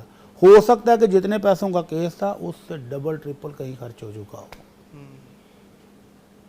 اس سے کہیں زیادہ عدالتوں میں خرچ ہو جائے گا جتنے کا وہ کیس تھا، تو پھر پچھتائیں گے۔ تو اگر وہی بات ہے کہ اگر اپنے بزرگوں سے، اپنے کسی بڑے سے مشورہ لے لیں اور کچھ درگزر سے کام لے لیں تو عدالتوں کے کیس بہت حد تک کم ہو جائیں۔ تو اللہ کے رسول صلی اللہ علیہ وسلم نے جو صلہ رحمی، ہمدردی، خیرخواہی، اثار، قربانی کا درس دیا ہے، تو ان سے بھی عدالتی بوجھ کم ہو سکتا ہے اگر ہم ان پر عمل کریں۔ جی اچھا، الوی صاحب یہ فرمائیے گا، حضرت زید بن حارثہ رضی اللہ تعالیٰ عنہ کا جو واقعہ آتا ہے، انہوں نے اپنے سگے والدین جو تھے ان کے مقابلے میں نبی پاک صلی اللہ علیہ وسلم کو رہنے کی ترجیح دی۔ اسی طرح حضرت انس رضی اللہ تعالیٰ عنہ کے بارے میں آتا ہے کہ 10 سال آپ صلی اللہ علیہ وسلم کی خدمت کی، کبھی اف تک نہ۔ یہ انداز زندگی میں جو آپ صلی اللہ علیہ وسلم نے اختیار کیا، آج ہمارے گھروں میں اور اداروں میں ماتحتوں کے ساتھ عدل کے معاملے میں اس کو ہم کیسے ریلیٹ کر سکتے ہیں؟ اس میں یہی ہے کہ اپنے دل کے اندر وہی بات ہے کہ اللہ نے نبی علیہ الصلاۃ والسلام کو رحمت للعالمین بنا کے بھیجا، گویا آپ سراپا رحمت تھے، آپ کے اندر رحمت اور شفقت، ہمدردی، صلہ رحمی بہت زیادہ تھی۔ تو یہ چیزیں اب خود غرضی اور خود پسندی، غرور، فخر میں بدل گئی ہیں نا۔ تو ہمیں یہی چاہیے کہ نبی صلی اللہ علیہ وسلم کی سیرت کو پڑھا جائے اور قرآن مجید کی تعلیمات کو نبی علیہ الصلاۃ والسلام کی سیرت کی روشنی میں سمجھا جائے۔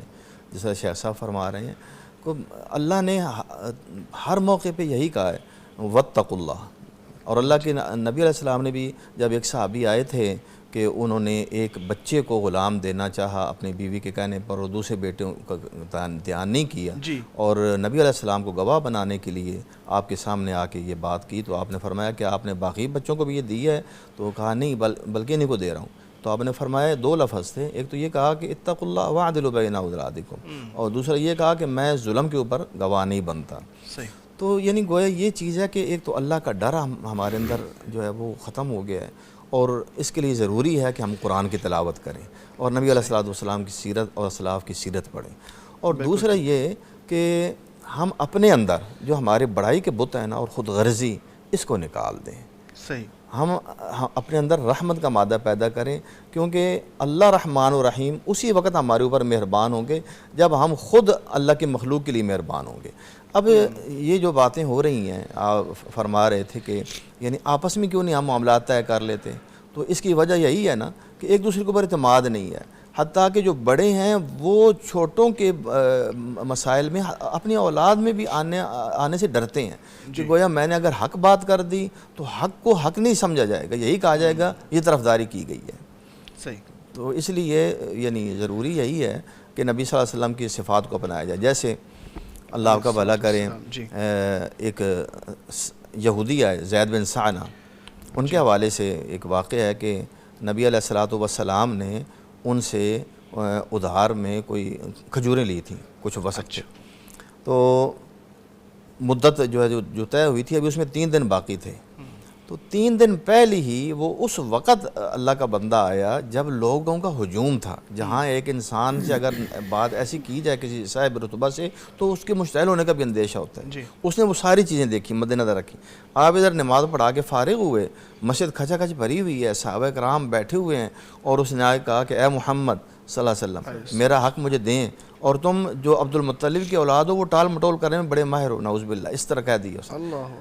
حضرت عمر رضی اللہ عنہ کو جلال آ گیا اور وہ فوراً اٹھے ایکشن لینے کے لیے، آپ نے اور انہوں نے سخت الفاظ کہے، آپ مسکرائے، آپ نے فرمایا اے عمر میں اور یہ اس سے بہتر رویے کے مستحق تھے۔ حضرت عمر حیران ہو گئے کہ یہ زیادتی کر رہا ہے، غلط بات کر رہا ہے۔ آپ نے فرمایا دیکھیں آپ مجھے یہ کہتے کہ اگر آپ نے اس کے کچھ ادا کرنا ہے تو آپ ادا کریں، اور اسے یہ کہتے یار اس طرح مانگتے ہیں، اچھے طریقے سے مانگو، کوئی کسی کا لحاظ بھی کرتے ہیں۔ یعنی دیکھیں آپ یہاں بھی تعلیمات کیا دے رہے ہیں۔ اور پھر آپ نے کہا کہ ٹھیک ہے، چونکہ تم نے اس کو ایک ساتھ سخت بات کی ہے تو اس کو میں نے اتنے وسق کھجور دینی ہے، وہ بھی دو اور مزید 20 وسق زیادہ دو۔ اچھا ٹھیک ہے، اب یعنی جتنی اس کی بنتی تھی اس سے بڑھ کے اس سے بڑھ کر دو، اور پھر اسے یہ بھی کہا کہ آپ کو یہ بھی پتہ ہے اچھی طرح کہ ابھی 3 دن باقی ہیں۔ اچھا ابھی 3 دن باقی ہیں، جاؤ۔ آپ نے یعنی کہ بالکل ناگواری کا اظہار نہیں کیا۔ اس نے کہا میں گواہی دیتا ہوں کہ اللہ کے سوا کوئی الہ نہیں اور آپ اللہ کے سچے رسول ہیں۔ میں حقیقت میں آپ کو آزمانا چاہتا تھا، کیونکہ پہلی کتابوں میں یہی لکھا ہوا ہے کہ لا یجزی بالسیئۃ السیئۃ ولکن یعفو ویصفح، کہ برائی کا بدلہ برائی سے وہ نہیں دے گا، بلکہ کوئی شخص برائی سے پیش آئے گا وہ درگزر کرے گا اور معاف کر دے گا۔ محمد صلی اللہ علیہ وسلم میں شامل ہے۔ اچھا اس میں تو یہ بھی آتا ہے کہ ایک شخص نے جو ہے ایک حکمران کا یا نبی پاک صلی اللہ علیہ وسلم کا چادر مبارک جو ہے وہ ایسے کھینچی کہ اس طرح کے واقعات ہیں۔ ایک واقعہ آتا ہے صحیح بخاری اور مسلم میں، حضرت انس رضی اللہ عنہ اس حدیث کے راوی ہیں کہ ہم نبی علیہ الصلوۃ والسلام کے ساتھ جا رہے تھے مدینہ ہی میں کہیں، تو آپ نے ایک یمنی چادر اوڑھی ہوئی تھی، نجران کی بنی ہوئی چادر اوڑھی تھی، اور اس کے جو یہ حاشیہ یعنی کنارے تھے وہ بڑے موٹے تھے، سخت بھی تھے، کھردرے تھے۔ تو وہ شخص آیا بدو تھا، تو بدوؤں میں کچھ لحاظ کم ہوتا ہے، تو اس نے آتی ایسے چادر بھی کھینچی اور کہا کہ اے محمد مجھے اس مال میں سے دیجیے جو اللہ کا مال ہے اور آپ کا نہیں ہے۔ تو نبی علیہ الصلوۃ والسلام مسکرائے اور فرمایا کہ واقعی اللہ کا مال ہے اور میں اللہ کا بندہ ہوں۔ اور پھر کہا کہ ٹھیک ہے اس کو دو، اتنا مال دے دو۔ پھر آپ نے ایک بات ارشاد فرمائی، آپ نے فرمایا کہ دیکھیں آپ نے مجھے تکلیف پہنچائی ہے تو میں نے تو بدلہ لینا ہے۔ اس نے کہا کہ آپ بدلہ نہیں لیں گے۔ اچھا، آپ نے فرمایا وہ کیسے؟ اس نے کہا مجھے پتہ ہے کہ آپ وہ ہیں کہ جو نہایت حلیم ہیں، نہایت صبر کرنے والے ہیں اور معاف کرنے والے ہیں، درگزر کرنے والے ہیں، آپ جو ہے نا وہ مجھ سے بدلہ نہیں لیں گے۔ یعنی لوگوں کو نبی علیہ الصلوۃ والسلام کی ذات بابرکات سے انہوں نے یہ سیکھا، اور پھر یہ چیزیں انہوں نے اپنے اندر پیدا کی۔ یہ نہیں ہے کہ نبی علیہ الصلوۃ والسلام کے ساتھ ایسا ہوا تو گویا آج کل بھی ایسا ہو۔ نبی صلی اللہ علیہ وسلم نے اپنی ذات کے لیے تو خود انتقام نہیں لیا، معاف کر دیا، لیکن ہمارا اب یہ فرض ہے کہ ہم نبی علیہ الصلوۃ والسلام کے نام عزت کریں، اور اگر کوئی آپ کی شان میں گستاخی کریں اس کے لیے جو ہے سخت سے کڑی سزائیں دی جائیں اس کو، لیکن اللہ کے نبی نے خود جو ہے نا وہ کسی سے اپنے ذات کے لیے انتقام نہیں لیا۔ ہمارے ساتھ جو ناظرین ہیں ان کے آئیڈیز بھی شامل کر لیتے ہیں۔ حسیب احمد صاحب ہیں، ماشاءاللہ، مولانا محمد اجمل بٹی صاحب اور پوری ٹیم کو السلام علیکم ورحمۃ اللہ وبرکاتہ۔ جی وعلیکم السلام ورحمۃ اللہ وبرکاتہ۔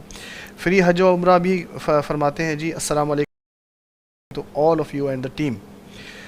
اسی طرح باقی جو آئیڈیز ہیں، عرفہ رحمان ہیں اور دیگر لوگ ہیں جنہوں نے بھی یہاں پہ کمنٹ کیا، آپ کا بہت شکریہ۔ آپ ہمیں اتنے شوق سے جذبے سے دیکھتے ہیں، اللہ تعالیٰ آپ کا دیکھنا قبول فرمائے۔ آپ کی محبتوں کا بہت شکریہ جی۔ بٹی صاحب آپ تشریف رکھے، اس پروگرام میں آپ شامل ہوئے، جزاک اللہ خیر۔ اللہ تعالیٰ آپ کو اس کا بہترین جزا خیر عطا فرمائے۔ الوی صاحب اللہ تعالیٰ آپ کو بھی جزائے خیر عطا فرمائے، اللہ قبول بہت فرمائے۔ شکریہ۔ حافظ صاحب آپ بھی ہمارے اس پروگرام میں شامل رہے، اللہ تعالیٰ آپ کو بھی جزائے خیر عطا فرمائے۔ ناظرین، ہمارے ساتھ یہ جو پروگرام ہے سیرت النبی کے حوالے سے اور نبی پاک صلی اللہ علیہ وسلم کی مدنی زندگی کے حوالے سے یہ انشاءاللہ جاری رہے گا۔ یہ روزانہ پروگرام چلتا رہے گا۔ چند دن ہیں، سیرت کے دن ہیں، ان میں ہم نبی اکرم صلی اللہ علیہ وسلم کی سیرت کو یاد کریں گے۔ سارے پروگرام دیکھیے گا، پوری توجہ کے ساتھ دیکھیے گا۔ اللہ کرے کہ ہم سب کو سیرت نبی صلی اللہ علیہ وسلم کے سبقوں پر عمل کرنے کی توفیق مل جائے۔ اس کے ساتھ ہی آج کے لیے اجازت دیجیے، انشاءاللہ کل ملاقات ہوگی۔ السلام علیکم ورحمۃ اللہ وبرکاتہ۔ آمد مصطفیٰ سے یثرب بنا مدینہ، انسان کو ملا انسانیت کا کرینہ، قائم ہوئی یہاں سے اسلام کی ریاست، امن و امان کی ضامن انصاف کی حکومت، پیارے نبی کی مدنی زندگی۔